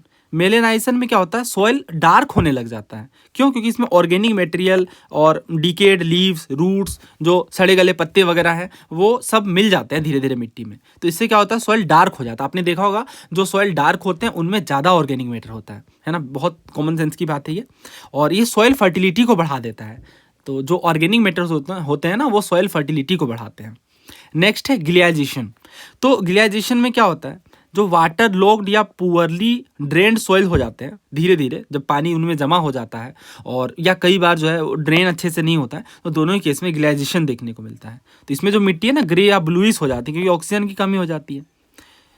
नेक्स्ट है कैल्सिफिकेशन। तो ये नाम से समझ आ रहा है कि कैल्शियम कार्बोनेट जो है वो बच जा रहे हैं। क्या हो रहा है ना, जो गर्म क्षेत्र होते हैं, जो ड्राई रीजन्स होते हैं, यहाँ पे वाटर तो इवापोरेट कर गए सॉइल से, तो इससे क्या बचा, लाइम वगैरह बचे, तो इसलिए नाम पड़ गया कैल्सिफिकेशन, क्योंकि कैल्शियम कार्बोनेट के ग्रेन्यूल्स बचे, पत्थर बचे। इससे क्या होता है, हार्ड लेयर हो जाएगा। अब कैल्शियम बचेगा तो हार्ड हो जाएगा। नेक्स्ट बात करते हैं पोर्जोलाइजेशन की। ये जो प्रोसेस है ना, ये ठंडे इलाकों में जनरली देखने को मिलता है। यहाँ पे जो ऑर्गेनिक एसिड है डिकेइंग प्लांट मटेरियल से, वो लीच कर देते हैं मिनरल को, जैसे आयरन और एल्यूमिनियम को लोअर सेल में, लोअर लेयर में। ठीक है। देन है लेटेराइजेशन। तो लेटेराइजेशन ट्रॉपिकल रीजन में देखने को मिलता है, जहाँ बहुत ज़्यादा बारिश होती है। इंटेंस वेदरिंग के कारण रॉक्स टूट जाते हैं और हैवी रेनफॉल से वो अगेन सिलिका और बेसिस को बहा ले जाते हैं, जिससे आयरन और एल्यूमिनियम ऑक्साइड बचता है और इससे सॉइल जो है वो रेड या येलो कलर का दिखता है। तो ये प्रोसेसेस थी। अब देखिए इसमें जो क्वेश्चन है ना,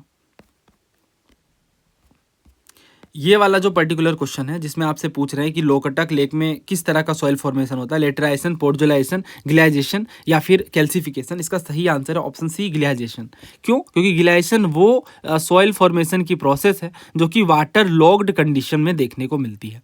इससे क्या होता है, ऑर्गेनिक मटेरियल जमा हो जाते हैं और ग्रे या ग्ले जो नाम है ना, ये ग्ले कहाँ गया ये, हाँ ग्ले, GLEY, ठीक है, यहीं से ये वर्ड बना है। ग्ले कलर यानी ब्लूइश ग्रे कलर को ग्ले बोलते हैं। ठीक है, इस कलर की मिट्टी दिखने लग जाती है, तो इससे ये नाम पड़ा है ग्लेशिएशन। तो जो लोकटक लेक में जो फुमड़ीज हैं वो फ्लोटिंग बायोमास के आइलैंड होते हैं, जिनमें ऑर्गेनिक मैटर होता है, सोइल होता है, वेजिटेशन होता है, और ये जो फॉर्मेशन है वो परमानेंटली वाटर लॉक्ड एनवायरनमेंट में होता है। ये जो लेक है ना, लेक लोकटक लेक, इसी में ये फुमड़ीज बहते हैं। ठीक है, ऐसे फुमड़ीज फ्लोट करते हैं, फ्लोटिंग आइलैंड होते हैं। तो ये जब ये वाटर लॉक्ड एरिया है, तो वाटर लॉक्ड एरिया के लिए हमने क्या पढ़ा, ग्लेशिएशन पढ़ा। तो ये हमने CAPF 2024 की एनालिसिस की थी। उस टाइम पे ये क्वेश्चन पूछा गया था, है ना। ये CAPF 2024 का क्वेश्चन है। तो आपसे पूछा गया कि पोर्जोलाइजेशन कहाँ होता है। ठीक है, तो इसका सही आंसर जो ऑप्शन ए है, regions in high middle latitude, है ना, regions in high middle latitude. ऐसा क्यों? देखिए पोर्जोल जो एक तरीके की इनफर्टाइल सॉइल होती है, जैसा कि हमने पढ़ा, white layer from which minerals have been leached into lower stratum, यही चीज़ अभी हमने पढ़ी है ना, कि पोर्जोल्स में क्या हो रहा है, वैसा लेयर जब वो जो मिनरल्स है वो नीचे चले जा रहे हैं, लोअर स्ट्रेटा में चले जा रहे हैं। नेक्स्ट देखिए, इसमें ये जो पूछा गया था कि फुमड़ीज में किस तरह का सॉइल फॉर्मेशन है, तो ग्लेशिएशन है, CAPF 2023 का है। देन NDA में पूछा इन्होंने 2023 में ही कि किस रीजन में इवापोरेशन एक्सीड करता है प्रेसिपिटेशन से, यानी जो ड्राई क्लाइमेट होते हैं ना, उनमें टेम्परेचर ज़्यादा होता है, तो इवापोरेशन एक्सीड कर देता है प्रेसिपिटेशन को, और ग्राउंड वाटर जो है वो आता है किससे, कैपिलरी एक्शन से, है ना। इस प्रोसेस में जो साल्ट्स है वो लेफ्ट बिहाइंड यानी छूट जाते हैं, और इससे ये जो मिट्टी है वो हार्ड पेन क्रिएट हो जाती है। तो जो ट्रॉपिकल एरियाज हैं उनमें कैल्शियम कार्बोनेट के नोड्यूल्स देखने को मिलते हैं इसी कारण। ठीक है, तो इसका सही आंसर जो कैल्सिफिकेशन है। कैल्सिफिकेशन में जो है इवापोरेशन ज़्यादा होता है प्रेसिपिटेशन से। अब इसे आप ऐसे रिलेट करो ना कि प्रेसिपिटेशन मतलब बारिश से ज़्यादा इवापोरेशन हो जा रहा है क्योंकि टेम्परेचर ज़्यादा है ना। और अब आप बोलोगे ठीक है टेम्परेचर ज़्यादा है बट बारिश कम हो रही है, तो जब बारिश ही कम हो रही है तो इवापोरेशन कैसे ज़्यादा हो रहा है, तो ये पढ़िए ना, water is brought by capillary action, है ना, यानी नीचे से पानी ऊपर की ओर उत्सर्जित हो रहा है। तो ये रीज़न है। तो कैल्सिफिकेशन फिर क्यों हो रहा है, क्योंकि जब इवापोरेशन हो गया तो जो मिनरल्स वगैरह है वो लीच आउट कर गए ऑलमोस्ट। ठीक है, तो इस वजह से क्या रह गया, साल्ट बच गया, तो साल्ट बच गया तो ये क्या हो गया, कैल्सिफिकेशन। इसके बाद देखिए ये पूछा इन्होंने NDA में ही कि प्रोसेस ऑफ पोर्जोलाइजेशन जो है वो कहाँ देखने को मिलता है, तो ये टैगा फॉरेस्ट में देखने को मिलता है। ठीक है, टैगा बायोम में, इन क्षेत्रों में पोर्जोलाइजेशन देखने को मिलता है। तो यानी यही हाई मिडल लेटीट्यूड वाले रीजन्स हैं, हाई मिडल लेटीट्यूड में भी पोर्जोलाइजेशन देखने को मिलता है। तो ये पेज में ऐड कर देता हूँ। हाँ, तो अब ये आप आराम से प्रिंट आउट निकाल के पढ़ सकते हो या PDF के थ्रू। नेक्स्ट देखिए, रेगूर का मतलब क्या होता है, रेगूर का मतलब ब्लैक सॉइल होता है ना, तो इसमें कोई डाउट नहीं है। तो ये बहुत बार पूछा गया है NDA में। आगे बढ़ते हैं। इंसेप्टिसोल, एंटीसोल, वर्टिसोल और मोलिसोल क्या है, तो इसके बारे में तो हमें बहुत अच्छे से पता है। अभी मैं आपको एक बार और रिकॉल करवा दूं, इंसेप्टिसोल जो है वो लार्जेस्ट परसेंटेज है इंडिया में, है ना। तो सही आंसर क्या है यहाँ पे, ऑप्शन बी, सॉइल।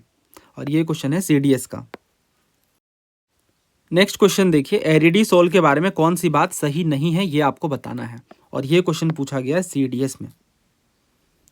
पहला कह रहा है lake of water for plants during most of the year, साल के ज़्यादातर महीनों में वाटर की कमी होती है पौधों में, दूसरा हाई ऑर्गेनिक मैटर होता है, तीसरा कार्बोनेट्स का लार्ज एक्यूमुलेशन होता है, और चौथा absence of deep wide crack. अगर आपने लेक्चर ध्यान से सुना है तो ये आंसर आपका गलत नहीं होना चाहिए। देखिए एरिडी सोल में जो वर्ड है वो एरिड है, और एरिड का मतलब होता है शुष्क क्षेत्र, सूखे वाले एरियाज, है ना, गर्म क्षेत्र। तो एरिडी सोल में खास बात यह है कि लो प्रेसिपिटेशन होता है, यानी बारिश कम होती है। एरिडी सोल एरिड और सेमी एरिड रीजन में देखने को मिलते हैं, जहां बारिश बहुत कम होती है। तो लिमिटेड मॉइस्चर से क्या होता है, प्लांट ग्रोथ रुकता है ना, इससे लो ऑर्गेनिक मैटर होता है। जब प्लांट ही नहीं वहां ज़्यादा उग रहे हैं तो ऑर्गेनिक मैटर कैसे बनेगा, खुद से तो नहीं आएगा ना ऑर्गेनिक मैटर। और दूसरी बात यह है कि वेजिटेशन भी बहुत कम है, पानी की कमी है, तो प्लांट बायोमास कम है। इससे क्या होता है, लीफ लिटर यानी जो पत्ते वगैरह होते हैं जो नीचे गिर जाते हैं पौधों से, वो भी, इवन ऑर्गेनिक डेबरी जो होते हैं वो भी बहुत कम एक्यूमुलेट होते हैं। तो इससे क्या होता है, ह्यूमस कम फॉर्म होता है ना। तो ये तो साफ तौर से गलत है, हाई ऑर्गेनिक मैटर नहीं, लो ऑर्गेनिक कॉन्टेंट होगा, क्योंकि एरिड रीजन में ऑर्गेनिक कंटेंट काफ़ी कम होता है। इसके अलावा इवापोरेशन भी काफ़ी हाई होता है क्योंकि तापमान ज़्यादा है, तो इससे भी अगेन माइक्रोबियल लाइफ जो है वो अनफेवरेबल होती है ऑर्गेनिक मैटर प्रिजर्वेशन के लिए। और विंड इरोजन भी इवन काम कर जाता है, ठीक है। एरिडी सोल जो है वो विंड इरोजन, क्योंकि उन क्षेत्रों में काफ़ी ज़्यादा आप कह सकते हो आंधियाँ वगैरह भी या काफ़ी तेज़ हवाएं चलती है, तो इससे क्या होता है, विंड इरोजन होता है। इससे जो सरफेस का ऑर्गेनिक मैटर है वो भी रिमूव हो जाता है, ठीक है। तो इस वजह से एरिडी सॉइल न्यूट्रिएंट्स पुअर होते हैं और इनमें लो फर्टिलिटी होती है और ऑर्गेनिक कंटेंट काफ़ी कम होता है। बाकी के ऑप्शन बिल्कुल सही है, लेक ऑफ वाटर होगा, लार्ज एक्यूमुलेशन होगा कार्बोनेट्स का डेप्थ में, और डीप वाइड क्रैक का एब्सेंस देखने को मिलेगा। क्यों, क्योंकि वो वैसी मिट्टियों में, जैसे ब्लैक सॉइल टाइप की मिट्टियों में देखने को मिलती हैं। तो बहुत डेप्थ में हम पढ़ रहे हैं, बट ये रिक्वायर्ड है, ठीक है। और इसके अलावा हाँ, अब ये क्वेश्चन जैसे मैंने कहा ना, अब आप देखो ये कितना बार ये पूछा गया है एरिडी सॉइल के बारे में, इंसेप्टी सॉइल, वर्टी सॉइल। तो अब ये टॉपिक तो कहीं एनसीईआरटी में नहीं है डेप्थ में, बस इन्होंने एक लिस्ट बना करके छोड़ दिया। तो हमें ये समझना पड़ेगा पीवाईक्यू के ट्रेंड के हिसाब से, और ये हर साल का हो गया है। अब देखो ना, ऑलमोस्ट हमने 8-10 क्वेश्चन ऐसे किए। नेक्स्ट देखिए, the largest geographical area of India is covered by which of the following type of soil. तो बताने की नीड नहीं है ना, इंसेप्टी सॉइल कौन सा एक ऑर्गेनिक सॉइल है, तो हिस्टोसॉइल। वही मैं बता रहा था कि ये जो दोनों क्वेश्चन है ना, कौन सा, ये वाला जिसमें पूछ रहे हैं कि कौन सा ऑर्गेनिक सॉइल है, और इसमें जो कि पूछ रहे हैं कौन सा ऑर्गेनिक सॉइल नहीं है ना, तो ये दोनों आपस में लिंक करके समझना है हमें। हिस्टोसॉइल मतलब ये वर्ड किससे बना है, हिस्टो से बना है, जिसका मतलब होता है टिश्यूज, है ना, जो ऑर्गेनिक कॉन्टेंट को दिखाता है। तो ये है हिस्टोसॉइल। वैसे ट्रिक तो अब आपको याद हो गई, इसमें हिस्ट्री आ रहा है, मतलब पास्ट में जो है वो ऑर्गेनिक खेती होती थी। नेक्स्ट देखिए, आपसे ये पूछ रहे हैं कि कौन सा टाइप ऑफ सॉइल है ये। पहला कह रहे हैं ये पुअरली ट्रेंड एरियाज में देखने को मिलता है। दूसरा ये कि लार्जली कंपोज्ड होता है स्लोली डिकम्पोजिंग प्लांट मटेरियल से। टुंड्रा एरियाज में ये कॉमन होते हैं। अब पहचानिए आप ये किस मिट्टी की बात कर रहे हैं, किस सॉइल की बात कर रहे हैं। तो उम्मीद है आपने अटेम्प्ट किया होगा। देखिए पेपर बहुत ही रिसेंट का है, ठीक है। तो पुअरली ड्रेन्ड एरियाज है पहला, और दूसरा है स्लोली डिकम्पोजिंग प्लांट मटेरियल। अब यहाँ से आपको आइडिया लग जाना चाहिए, डिकम्पोजिंग प्लांट मटेरियल, और तीसरा टुंड्रा रीजन भी है। तो सारा फेवरेबल कंडीशन बन रहा है कौन सा, हिस्टोसोल पे जाके, क्योंकि हिस्टोसोल ही एक ऐसा आप कह सकते हो सॉइल टाइप है जो पुअरली ड्रेन्ड एरियाज में देखने को मिलता है ना, पुअरली ड्रेन्ड एरियाज में देखने को मिलता है। और स्लोली डिकम्पोजिंग मटेरियल यानी ऑर्गेनिक कंटेंट के लिए जाना जाता है, ऑर्गेनिक मटेरियल जो है वो देखने को मिलता है। तो इस तरीके से जो करेक्ट आंसर है यहाँ पे वो क्या है, ऑप्शन सी, हिस्टोसोल। तो हिस्टोसोल पे 2 क्वेश्चन आ गए, है ना, एक ये आ गया और एक क्वेश्चन ये है, कहाँ गया, हाँ ये देखिए ये। तो अगर हमें पता है कि ऑर्गेनिक सॉइल हिस्टोसोल है एनडीए के क्वेश्चन से, तो ये क्वेश्चन भी हम कर सकते हैं, क्योंकि यही तो बोल रहे हैं डिकम्पोजिंग प्लांट मटेरियल का मतलब क्या होता है, वही होता है ऑर्गेनिक कंटेंट ज़्यादा होना। तो हिस्टोसोल जो है ऑर्गेनिक मैटर में ज़्यादा रिच होते हैं। ये किया हुआ है हमने। नेक्स्ट एनडीए का क्वेश्चन है ये, laterite soil develop in areas with high temperature and high rainfall. Statement 2 है कि लेटेराइट सॉइल जो रिजल्ट होते हैं इंटेंस लीचिंग प्रोसेस के। तो हमें पता है कि लेटेराइट सॉइल में इंटेंस लीचिंग होती है ना, बार बार ये हम पढ़ रहे हैं कि मिनरल जो है लीच अवे हो जाते हैं, और इन एरियाज में होते हैं जिनमें हाई टेम्परेचर होता है, सही बात है। और हाई टेम्परेचर होने के कारण ही लीचिंग होती है, टेम्परेचर ज़्यादा है, बारिश ज़्यादा है। अब ये मिट्टियाँ हैं, मिट्टियों पर बारिश पड़ी तो इनके मिनरल्स बह गए। तो आंसर ए यहाँ पे सही है, दोनों इंडिविजुअली ट्रू हैं और करेक्ट एक्सप्लेन कर रहा है इसको, है ना, एक्सप्लेनेशन भी सही है। नेक्स्ट, लेटेराइट सॉइल के बारे में आपको बताना है कि कौन सी बात यहाँ पे करेक्ट है। ये सिविल सर्विसेज का क्वेश्चन है। पहला कह रहा है रेड होते हैं कलर में जनरली, तो इसमें कोई डाउट नहीं है ना कि ये रेड होते हैं। दूसरा ये कह रहे हैं कि रिच होते हैं नाइट्रोजन में, तो हमें तो पता है नाइट्रोजन में रिच नहीं है, तो 2 को हम हटा देंगे। तीसरा कह रहा है वेल डेवलप होते हैं राजस्थान और यूपी में, तो अगर ये हट गया तो 3 तो ऑटोमेटिक हट जा रहा ऑप्शन से, और ये गलत भी है। लेटराइट राजस्थान और यूपी में कहाँ देखने को मिलेंगे? तो ये क्वेश्चन हमने अभी किया है ना, ये CDS में भी पूछा गया है, CDS 2016 में भी ये पूछा गया है। नेक्स्ट,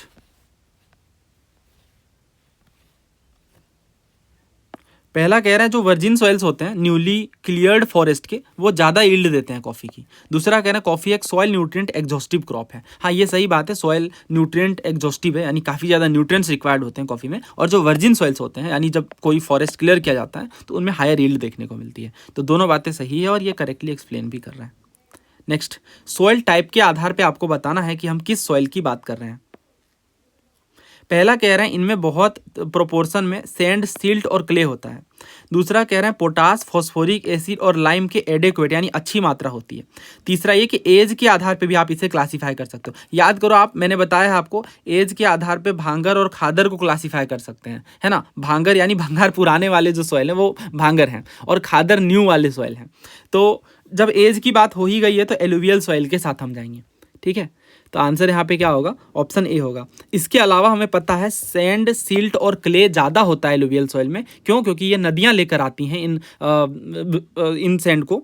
तो जब नदियाँ अपने साथ आती हैं तो डेफिनेटली वो सिल्ट लेके आती हैं, गाद लेके आती हैं, सैंड लेके आती हैं, ठीक है। और पोटास, फॉस्फोरिक एसिड और लाइम के अच्छे प्रोपोर्शन भी देखने को मिलते हैं। नेक्स्ट देखिए, ये CDS का क्वेश्चन है। इसमें आपसे पूछ रहे हैं कि आपको बताइए स्टेटमेंट्स कौन कौन से करेक्ट हैं। पहला कह रहे हैं एलुवियल सॉइल में नाइट्रोजन ज़्यादा होता है, गलत। हर इंडियन सॉइल में नाइट्रोजन की कमी है, तो पहला गलत है।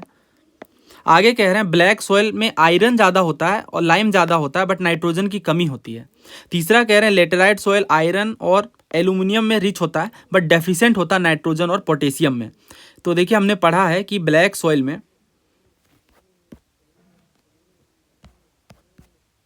कहाँ गया वो टेबल, हाँ ये देखिए, ब्लैक सॉइल जो है इनमें किन चीज़ की, लाइम, आयरन की अच्छी खासी मात्रा देखने को मिलती है, बट फॉस्फोरस और नाइट्रोजन और ह्यूमस की कमी देखने को मिलती है ना। तो ये चीज़ हम कवर कर रहे हैं, और ये बार बार पूछा भी गया पेपर में। तो इस तरीके से यहाँ पे जो दूसरा है वो बिल्कुल सही है ना। तीसरा भी सही है, आयरन एल्यूमिनियम में रिच होता है, बट नाइट्रोजन और पोटेशियम की कमी होती है लेटराइट सॉइल में। So we will go with option C, that is 2 और 3। नेक्स्ट, रेड सॉइल के बारे में आपसे पूछ रहे हैं।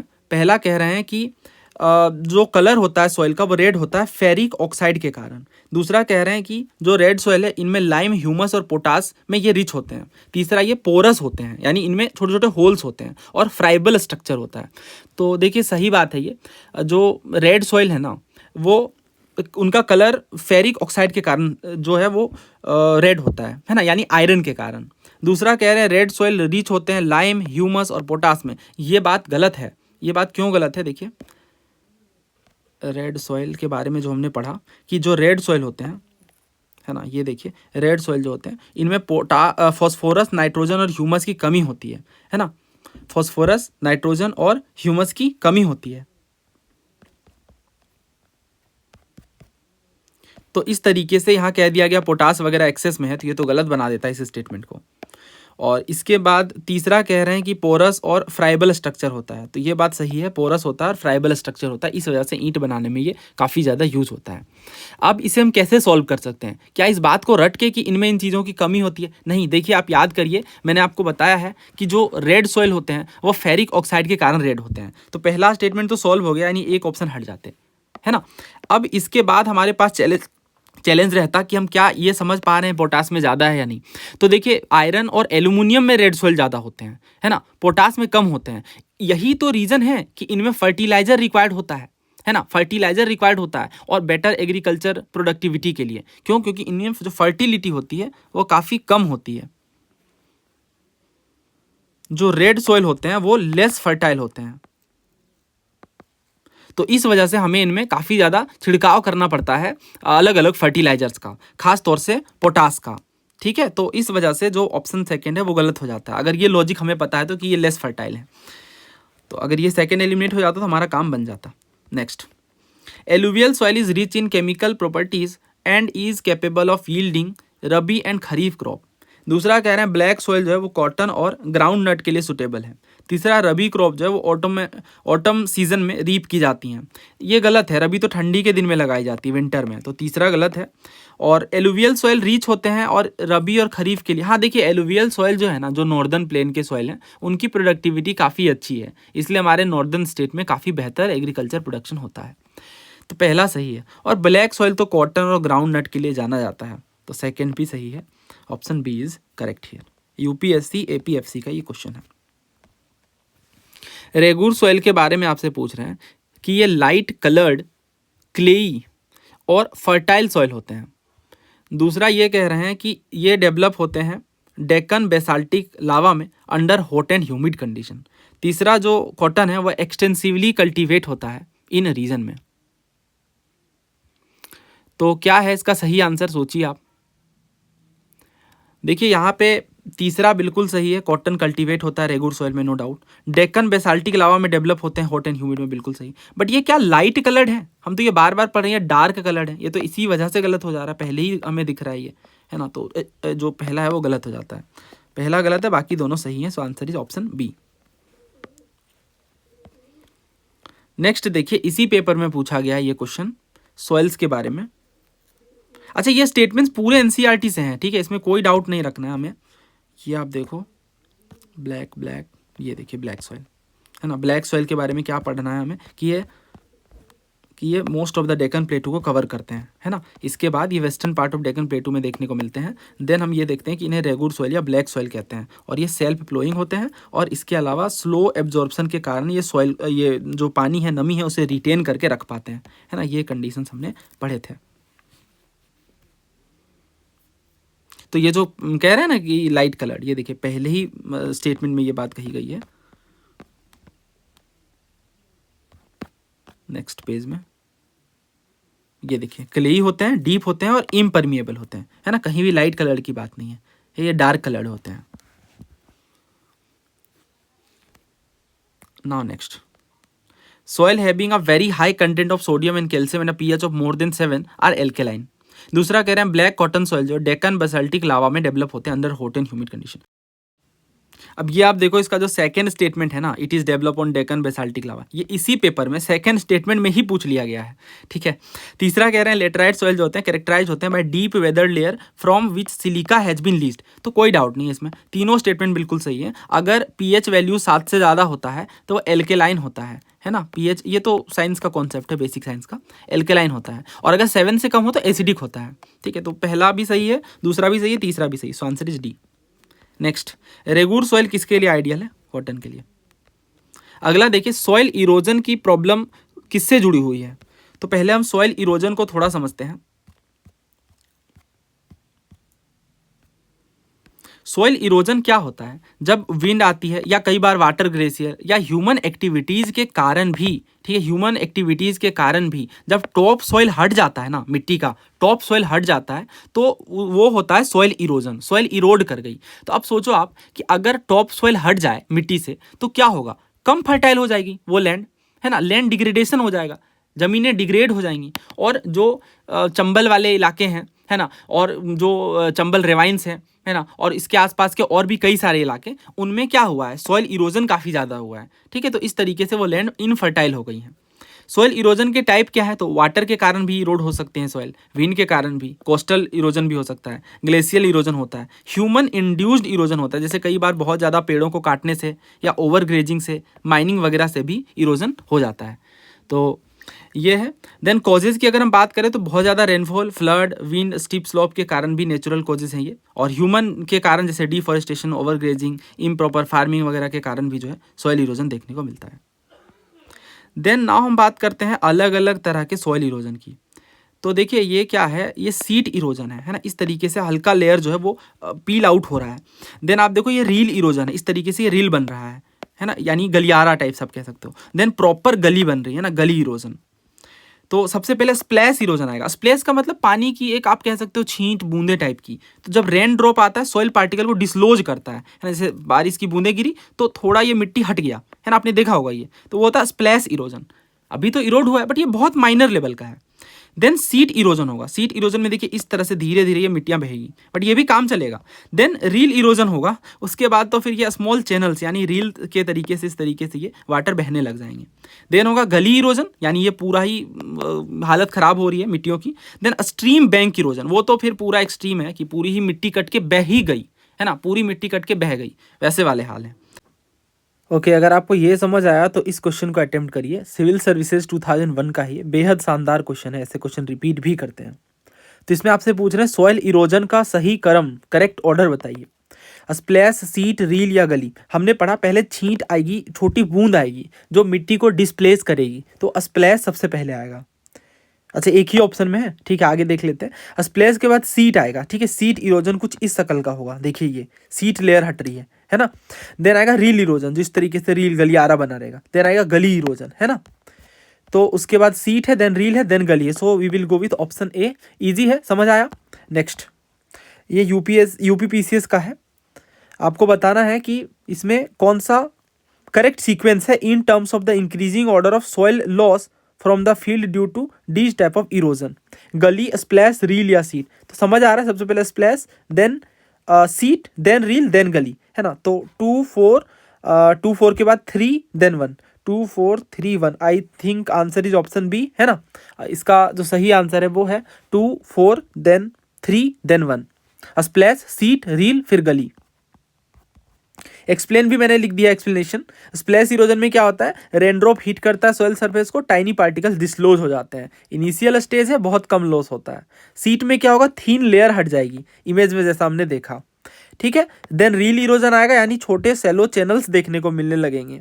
देन गली इरोजन है, ये सीवियर सॉइल लॉस है, ठीक है। तो हमने कहाँ तक कवर कर लिया है क्वेश्चंस, 41, ये 44 हमने कवर कर लिया। Yes, now we will do this question. ये क्वेश्चन नंबर 54 है। देखिए इसमें क्या पूछ रहे हैं आपसे, ये सिविल सर्विसेज का है। जो सॉइल इरोजन की प्रॉब्लम है किसके साथ जुड़ी हुई है, terrace cultivation, deforestation, tropical climate. ध्यान से अटेम्प्ट करिए आप पहले। तो ये एक टर्म है टेरेस कल्टीवेशन। देखिए टेरेस कल्टीवेशन तो समझ आ रहा है, एक तरह से कल्टीवेशन ही होगी। तो ये एक सॉइल कंजर्वेशन की टेक्निक है, ठीक है। It is a technique of soil conservation, है ना। ये कोई इरोजन का कोज नहीं, इरोजन तो और मिट्टी को बर्बाद करी, बट ये तो मिट्टी को बचा रहा है। सॉइल इरोजन है, सॉइल इरोजन नहीं है, बल्कि एक सॉइल कंजर्वेशन की टेक्निक है, ठीक है। तो ये क्या करता है ना, बेसिकली जो वाटर रन ऑफ है उसको कम करता है और सॉइल लॉस को रोकता है। बेसिकली हिली एरिया में टेरेस बनाकर ये फार्मिंग की जाती है, ठीक है। तो ये सॉइल इरोजन को कंट्रीब्यूट नहीं कर रहा है, तो 1 एलिमिनेट हो जाएगा। तो आंसर आ गया 1 एलिमिनेट करने से, आंसर ये ऑप्शन बी। ट्रॉपिकल क्लाइमेट नहीं, ये देखिए ट्रॉपिकल क्लाइमेट तो कोई सॉइल इरोजन का कारण तो नहीं है ना। हालांकि हैवी रेनफॉल होती है ट्रॉपिकल रीजन में, जिससे वाटर इरोजन हो सकता है, बट ये तो डिपेंड करता है कि लैंड यूज प्रैक्टिसेस कैसे हैं, वेजिटेशन कवर कैसा है। सिर्फ ट्रॉपिकल क्लाइमेट के साथ तो डेफिनेटली वी वॉन्ट गो, है ना। और वैसे भी ऑप्शन एलिमिनेट हो जा रहा है। ऑल राइट, नेक्स्ट क्वेश्चन देखिए। एग्रीकल्चरल सॉइल के बेस पे आपको करेक्ट स्टेटमेंट बताना है। पहला कह रहे हैं जब हाई कंटेंट होता है ऑर्गेनिक मैटर का तो ये ड्रास्टिकली रिड्यूस कर देता है वाटर होल्डिंग कैपेसिटी को। दूसरा कह रहे हैं जो सॉइल है वो कोई रोल प्ले नहीं करता है सल्फर साइकिल में। तीसरा जो इरिगेशन है समय के साथ उससे वाटर का, उससे एग्रीकल्चरल लैंड का सेलिनाइजेशन हो सकता है। तो देखिए पहला स्टेटमेंट गलत है। गलत इसलिए है क्योंकि जो ऑर्गेनिक मैटर होते हैं मिट्टियों में, ऑर्गेनिक मैटर मतलब वही जो हमने डिस्कस किया, प्लांट के लीव्स वगैरह के लिटर्स, ये इंप्रूव करते हैं वाटर होल्डिंग कैपेसिटी को, है ना। क्यों, क्योंकि मॉइस्चर रिटेन करने में हेल्प करते हैं। ऑर्गेनिक मैटर स्पॉन्ज के जैसा एक्ट करते हैं, इससे सॉइल जो है वो वाटर को रिटेन कर देते हैं प्लांट के यूज के लिए। तो पहला है गलत और हमारा आंसर आ गया। तो एक ज़माना था जब एलिमिनेशन ही देवता थे। दूसरा कह रहा है soil does not play any role in the sulphur. देखिए ये गलत है। जो सॉइल है ना ये एक इंपॉर्टेंट रोल प्ले करते हैं सल्फर साइकिल में। सल्फर जो है वो ऑर्गेनिक मैटर मिनरल्स वगैरह में सॉइल के अंदर प्रेजेंट होते हैं। तो जो माइक्रोबियल एक्टिविटी होते हैं, यानी जो छोटे बैक्टीरियाज वगैरह डिकम्पोज करते हैं सॉइल को, तो इससे वो सल्फर कन्वर्ट होता है ना, उस फॉर्म में जिसमें प्लांट यूज कर पाए इसे। इस सल्फर साइकिल मैंने पढ़ा है। तो दूसरा हो जाता है यहाँ पे गलत, और तीसरा बिल्कुल सही है। समय के साथ ज़्यादा इरिगेशन करोगे तो क्या होगा, सेलिनाइजेशन ही होगा, है ना। ये तो बहुत नुकसान है मिट्टी के लिए।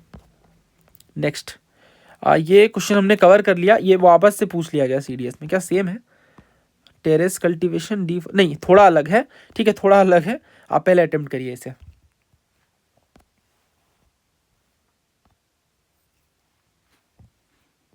तो अगेन इसमें क्या कह रहे हैं कि टेरेसिंग और जो कंटूर बंडिंग है, उसके बाद शिफ्टिंग कल्टीवेशन है, शिफ्टिंग कल्टीवेशन के बाद कंटूर प्लोइंग है। तो इनमें से कौन कौन से जो है वो सॉइल कंजर्वेशन के लिए काफ़ी हेल्पफुल है, ठीक है, ये क्वेश्चन है।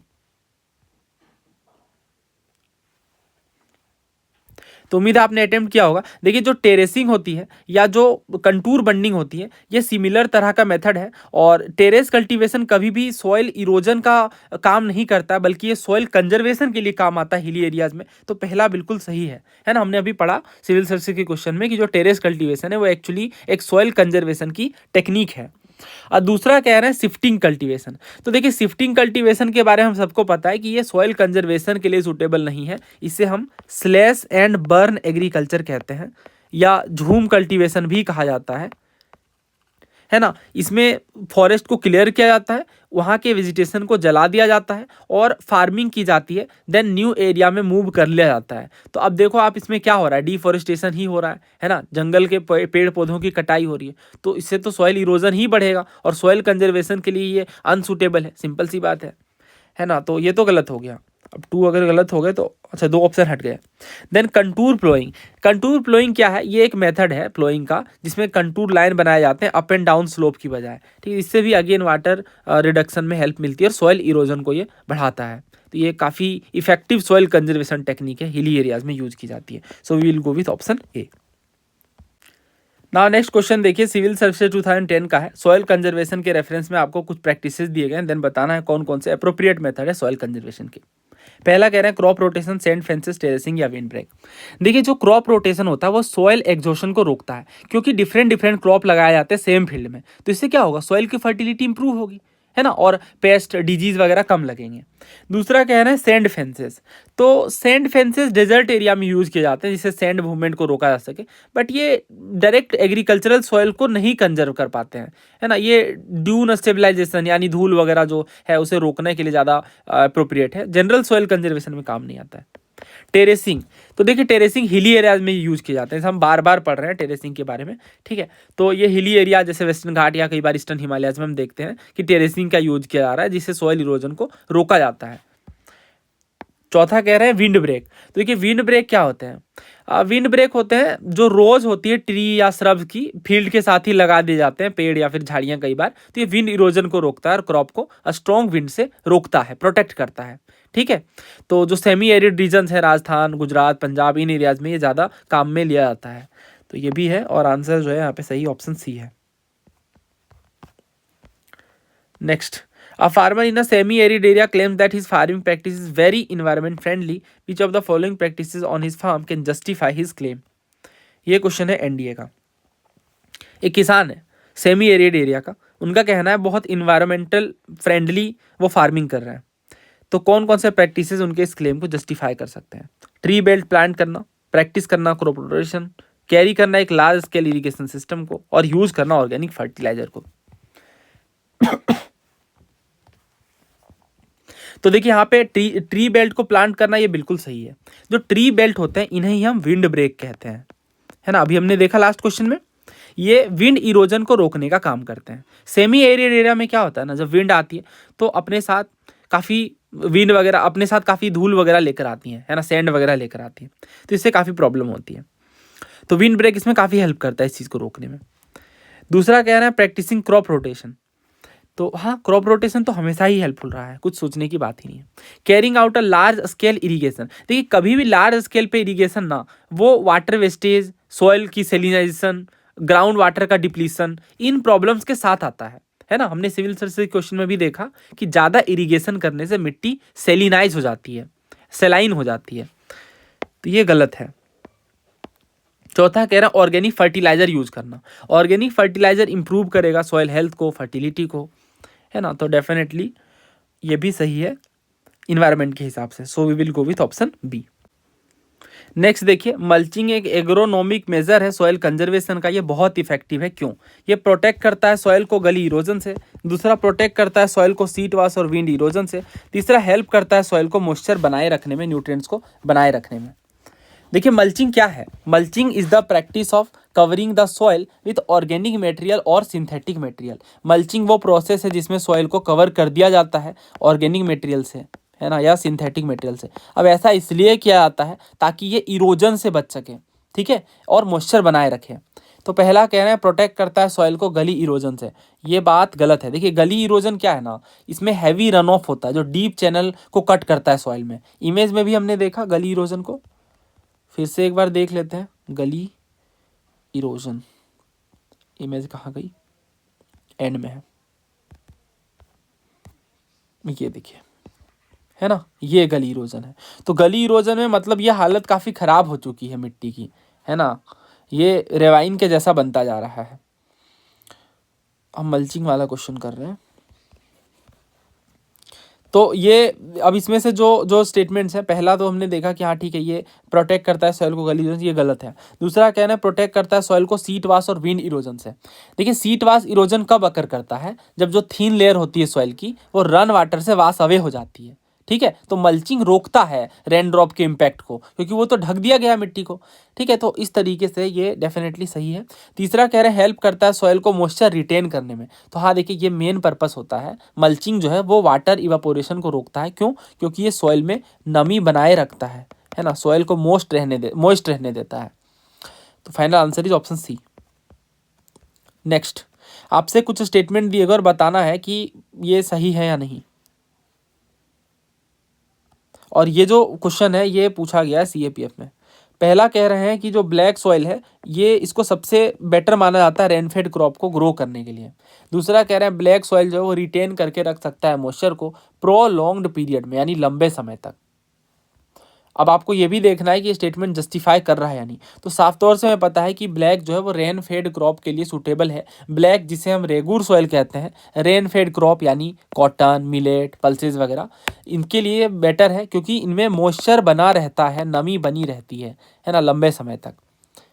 दूसरा कह रहे हैं ब्लैक सॉइल जो है रिटेन करके रख सकता है मॉइस्चर को, इसी वजह से तो ये रेन फेड क्रॉप के लिए सूटेबल है, ठीक है। इसी वजह से ये रेनफेड क्रॉप के लिए सूटेबल है। क्यों? क्योंकि इनमें मॉइस्चर बनी रहती है लंबे टाइम तक। तो यहाँ पे सही आंसर क्या होगा? The correct answer will be option A. Correct है और करेक्ट एक्सप्लेन कर रहा है स्टेटमेंट 1 को। रेनफेड क्रॉप का मतलब उम्मीद है आपको बहुत अच्छे से पता है, जो एंटायरली डिपेंड करते हैं नेचुरल रेनफॉल पे।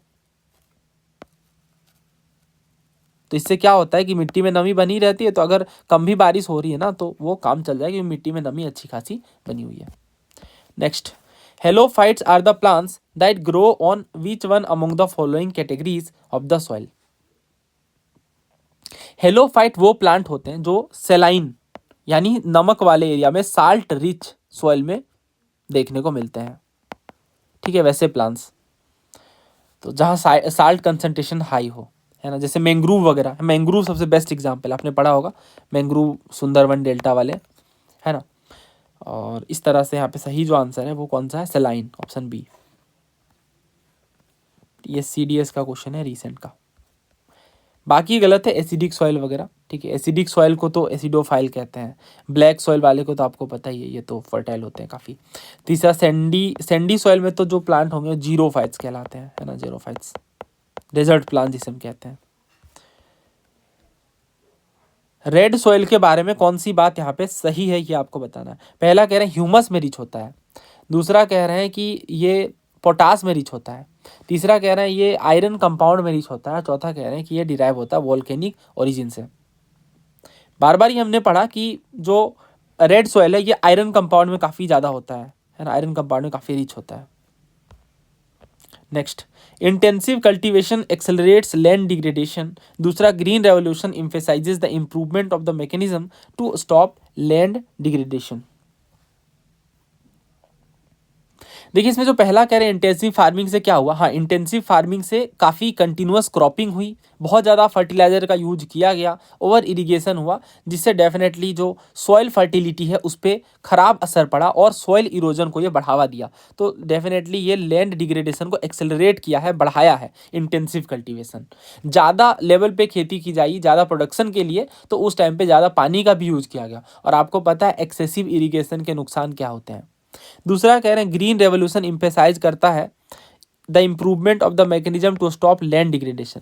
देखिए ग्रीन रेवोल्यूशन क्या था, ग्रीन रेवोल्यूशन ने हाई यील्डिंग वैरायटी क्रॉप्स पर जोर दिया है ना, HIV सीड्स पर, केमिकल फर्टिलाइजर पर जोर दिया, और एक्सटेंसिव इरिगेशन टेक्नोलॉजीज का यूज किया गया ताकि फूड प्रोडक्शन को बढ़ाया जा सके।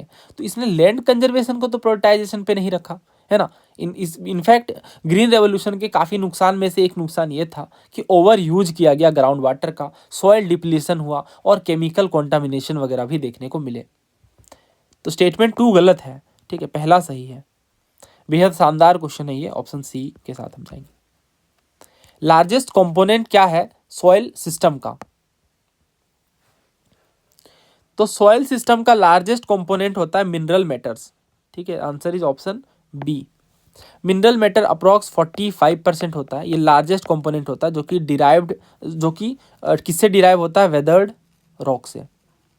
ऑर्गेनिक मैटर देखिए बहुत कम होता है सॉइल सिस्टम में, अप्रॉक्स 5% के आसपास होता है, और इसके अलावा जो सॉइल वाटर है ये लगभग 25% होते हैं, ठीक है, और जो सॉइल एयर है वो भी कुछ खास परसेंटेज रहता है, अप्रॉक्स 25%। इसमें जो सबसे ज़्यादा है वो मिनरल मैटर ही देखने को मिलता है।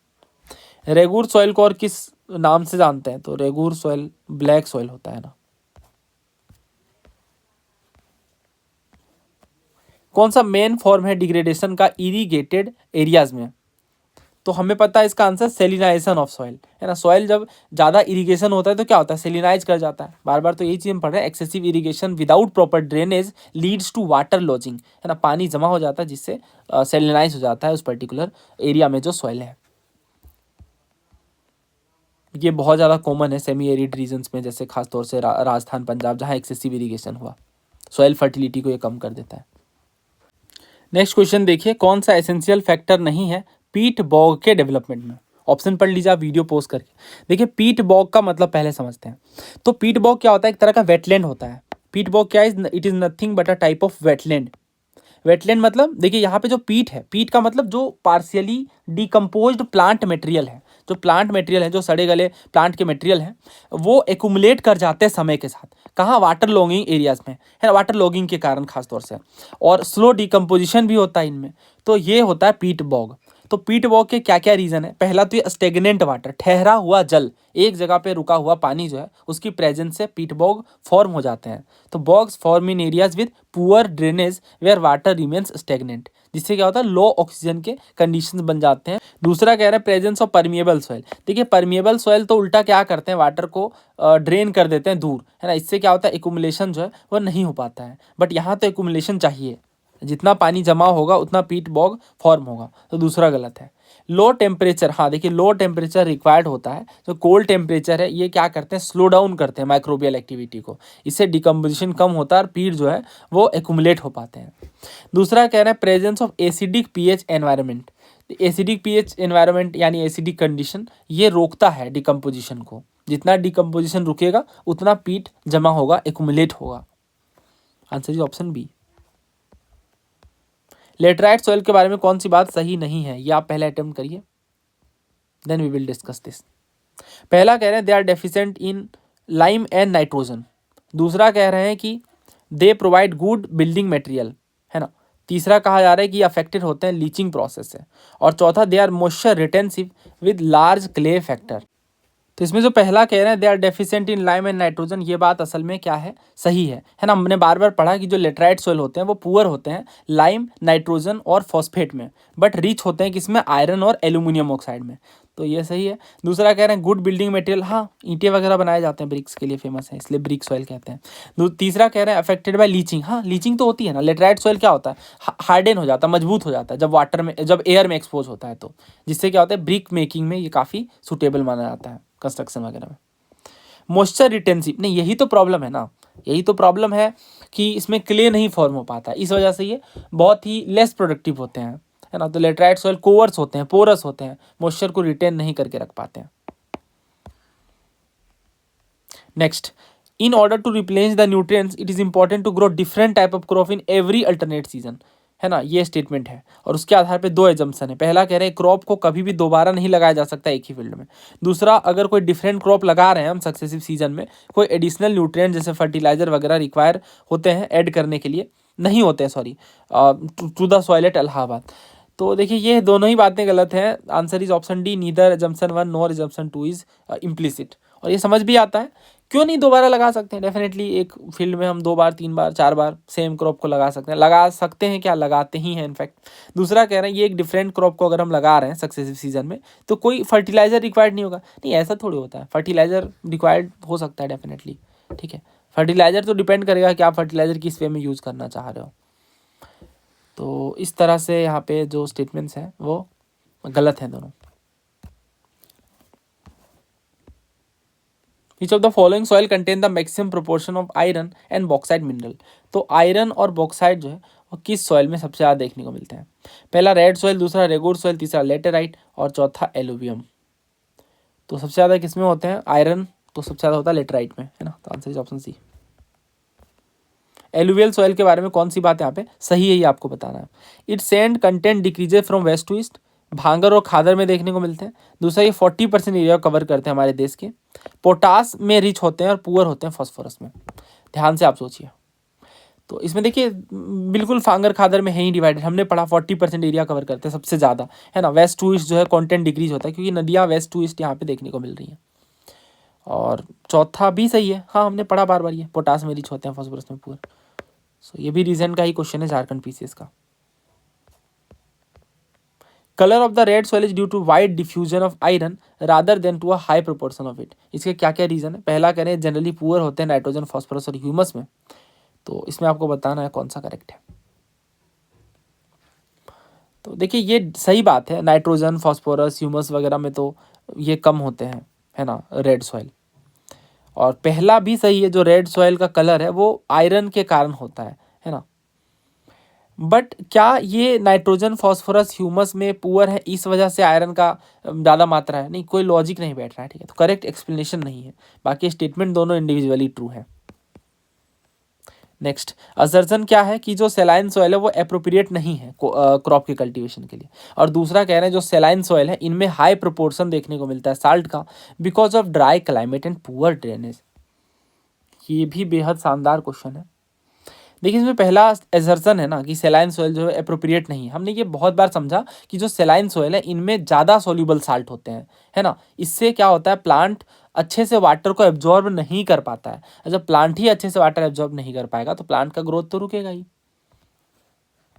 दूसरा कह रहे हैं कि जो सेलाइन सॉइल है उनमें ज़्यादा प्रोपोर्शन होता है साल्ट का ड्राई क्लाइमेट के कारण। हाँ, सॉइल सेलाइन सॉइल जो डेवलप होते हैं due to evaporation in arid and semi arid regions, और इवन एक्सेसिव इरिगेशन के कारण भी सेलाइन सॉइल हो जाते हैं, सेलिनाइजेशन हो जाता है सॉइल का। तो हाई साल्ट कंटेंट जो है वो सेलाइन सॉइल को अनसूटेबल बनाया था क्रॉप के लिए, है ना। और रीजन जो है इसको करेक्टली एक्सप्लेन कर रहा है क्या? Saline soil is not appropriate, saline soil हाँ बिल्कुल एक्सप्लेन कर रहा है ना। सो आंसर इज ऑप्शन डी। यहाँ पे दोनों स्टेटमेंट ट्रू है और आर जो है वो करेक्ट एक्सप्लेनेशन है।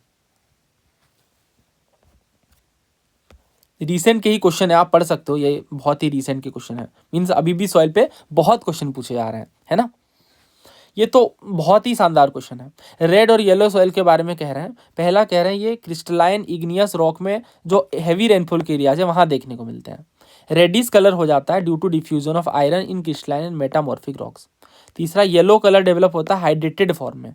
और चौथा, ये डेवलप करते हैं रेड और yellow colour due to iron and sulphur in dry condition. जरा रेड और येलो सॉइल हम पढ़ लें। देखिए रेड सॉइल जो है हमने क्या पढ़ा एनसीईआरटी में, रेड सॉइल डेवलप होता है क्रिस्टलाइन इग्नियस रॉक में लो रेनफॉल वाले एरियाज में, ठीक है। और ईस्टर्न और सदर्न पार्ट में डेक्कन प्लेटू का। इसी के साथ हमने ये पढ़ा येलो और रेड सॉइल जो है वो हमें ओडिशा और छत्तीसगढ़ में भी देखने को मिलता है। जो सॉइल है वो रेडिश कलर क्यों होता है? Due to wide diffusion of iron in crystalline and metamorphic rocks. तो ये तो स्टेटमेंट यहीं से उठाया गया है ना। आगे पढ़ते हैं। उसके बाद ये कह रहे हैं जनरली पुअर होते हैं नाइट्रोजन, फॉस्फोरस और ह्यूमस में, और जो फाइन ग्रेन्ड रेड और येलो सॉइल होते हैं वो नॉर्मली फर्टाइल होते हैं, जबकि जो कोवर्स ग्रेन होते हैं वो ड्राई अपलैंड देखने को मिलते हैं और इनमें फर्टिलिटी काफ़ी कम होती है। इसके बाद यहाँ एक स्टेटमेंट है कि ये येलो दिखते हैं जब ये हाइड्रेटेड फॉर्म में होते हैं, है ना। तो येलो दिखते हैं जब ये हाइड्रेटेड फॉर्म में होते हैं। तो 2 और 3 तो सही है। अगर 2 और 3 सही है तो बस एक ही ऑप्शन बचता है, यानी बाकी दोनों गलत है। ठीक है, पहला गलत है। पहला क्यों गलत है? It develop on crystalline igneous rock in area of heavy rainfall. अभी आप पढ़िए ये कहाँ डेवलप करते हैं। Develop on crystalline igneous rock in area of low rainfall, heavy rainfall की बात नहीं है। ठीक है, समझ गए। इसमें जो चौथा कह रहे हैं develop red and yellow colour due to iron and sulphur in dry condition, ये भी गलत है। सल्फर नहीं है ना, सल्फर नहीं, बल्कि हम देखते हैं कि ये मेनली जो कलर है वो आयरन ऑक्साइड से आता है, ना कि सल्फर से। तो इस तरीके से यहाँ पे चौथा भी गलत है। So we will go with option B 2 and 3। Next, regur soil के बारे में पूछा जा रहा है। पहला कह रहा है ये क्रिस्टलाइन इग्नियस रॉक में डेवलप होते हैं as a result of intense leaching. दूसरा, ये आयरन, पोटास और फॉस्फोरिक कंटेंट में रिच होते हैं। तीसरा, ये टिपिकली देखने को मिलता है north west region of Deccan plateau और ये लावा फ्लोज के बने होते हैं। चौथा कहा जा रहा है ये कैल्शियम कार्बोनेट में रिच होते हैं, मैग्नीशियम, पोटास और लाइम में रिच होते हैं। तो अच्छे से रिकॉल करिए हमने क्या क्या पढ़ा है। देखिए, हमने पढ़ा रेगुर सॉइल के बारे में कि ये बेसाल्टिक लावा फ्लोज से फॉर्म होते हैं और ये मेनली हमें डेक्कन प्लेटू के आसपास देखने को मिलते हैं, है ना। तो यहाँ पे पहला जो कह रहे हैं कि डेवलप होते हैं क्रिस्टलाइन इग्नियस रॉक में इंटेंस लीचिंग के कारण। तो जो रेगुर सॉइल है ये बेसाल्टिक रॉक में डेवलप होते हैं, जो कि वॉल्केनिक इग्नियस रॉक है, ना कि क्रिस्टलाइन। क्रिस्टलाइन नहीं है, वॉल्केनिक है ना। पहला हो गया गलत इस वजह से। और इवन लीचिंग, जो इंटेंस लीचिंग, ये भी गलत। ये हेविली लीच नहीं होते हैं, है ना, बल्कि इनमें मॉइस्चर होता है। लीचिंग में तो मॉइस्चर खत्म हो जाना चाहिए। पहला हो गया पूरा गलत। दूसरा कह रहे हैं आयरन, पोटास और फॉस्फोरिक कंटेंट ज़्यादा नहीं। ब्लैक सॉइल तो आयरन पोटास में ठीक है, बट फॉस्फोरस तो कम ही होता है ना, पढ़ा ना हमने। कहाँ गया? ब्लैक सॉइल है ना, ये देखिए फॉस्फोरस, नाइट्रोजन और ह्यूमस है वो कम ही होता है ब्लैक सॉइल में।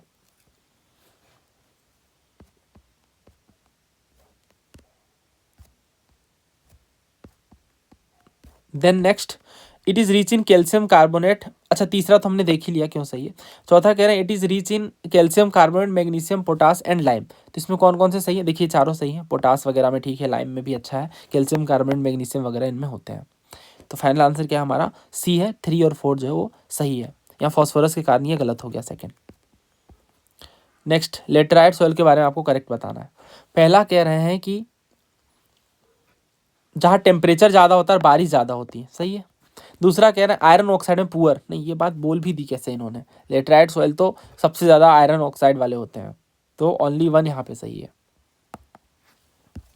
नेक्स्ट, विंड डस्ट से हॉट डेजर्ट में जो सॉइल बनता है, इस तरह क्वेश्चन भी हमने किया है। हम बात करें लोएस्ट सॉइल की, डिटेल में हमने समझा लोएस्ट सॉइल कब बनता है, जब फाइन विंड ब्लोन डस्ट और सिल्ट एक्यूमुलेट कर जाते हैं, खास तौर से हॉट डेजर्ट और सेमी एरिड रीजन में। लेटराइट सॉइल के बारे में आपको करेक्ट बताना है। ये जो सॉइल है वो हाई टेम्परेचर और लो रेनफॉल वाले एरिया में डेवलप करते हैं। दूसरा कह रहा है ऑर्गेनिक मैटर, नाइट्रोजन, फॉस्फेट और कैल्शियम ज़्यादा हो जाता है, नहीं, नाइट्रोजन देख के ही तो मैं इसे गलत करूँगा। तीसरा कह रहे हैं ब्रिक्स के रूप में इसका यूज करते हैं। और चौथा कह रहे हैं ये हायर एरियाज में डेवलप करते हैं, पेनिनसुलर प्लेटू में। तो अगर 2 गलत है तो हमारे, अच्छा आंसर निकल कर आ गया ना, बहुत अच्छा हुआ। तो 3 और 4 सही है, पहला गलत हो गया, एलिमिनेशन से ये काम कर गया। पहला क्यों गलत है? इसलिए गलत है because laterite soil develop in areas with high temperature and heavy rainfall, ना कि लो रेनफॉल। गलत हो गया। चौथा क्यों गलत है? दूसरा क्यों गलत है? दूसरा इसलिए गलत है क्योंकि इन्होंने लेटराइट सॉइल के बारे में कह दिया कि ये रिच होते हैं ऑर्गेनिक मैटर, नाइट्रोजन वगैरह में, बट हमें पता है कि लेटराइट सॉइल काफ़ी पुअर होते हैं नाइट्रोजन, फॉस्फेट वगैरह में, लीचिंग के कारण। ठीक है, दूसरा भी हो गया गलत। और तीसरा चौथा तो हमें पता ही है, ब्रिक्स वगैरह के लिए यूज़ करते हैं और पेनिनसुलर प्लेटू के ज़्यादातर एरियाज में, हायर एरियाज में देखने को मिलते हैं। लेटराइट सॉइल के बारे में कह रहे हैं। पहला कह रहे हैं कि ये हाई टेम्परेचर हैवी रेनफॉल में देखने को मिलता है, और दूसरा ये ह्यूमस में रिच होते हैं और वेस्ट बंगाल, असम और उड़ीसा वाले क्षेत्रों में ये काफ़ी ज़्यादा देखने को मिलते हैं। तो इसमें कोई डाउट नहीं है कि ये हाई टेम्परेचर हैवी रेनफॉल के साथ देखने को मिलते हैं, तो पहला सही है। दूसरा कह रहे हैं कि क्या ह्यूमस में ये रिच होते हैं? नहीं, ये तो हमने बार बार पढ़ा, अभी हमने समझा कि लेटराइट सॉइल पुअर होते हैं ह्यूमस में, क्योंकि ज़्यादा टेम्परेचर होता है ना, तो इससे रैपिड डिकम्पोजिशन हो जाता है ऑर्गेनिक मैटर का, है ना। तो ये हो गया गलत, ऐसे ही है। और ये खास तौर से केरल, कर्नाटक, इन क्षेत्रों में देखने को मिलता है। तो ऑप्शन ए इज करेक्ट। तो अब हमने क्वेश्चन आई गेस कवर कर लिया है। हाँ, तो यहाँ हमारा ये टॉपिक होता है कंप्लीट। बहुत सारे क्वेश्चन हमने किए, उम्मीद है आपको कंप्लीट क्लैरिटी मिली होगी। थैंक यू, जय हिंद।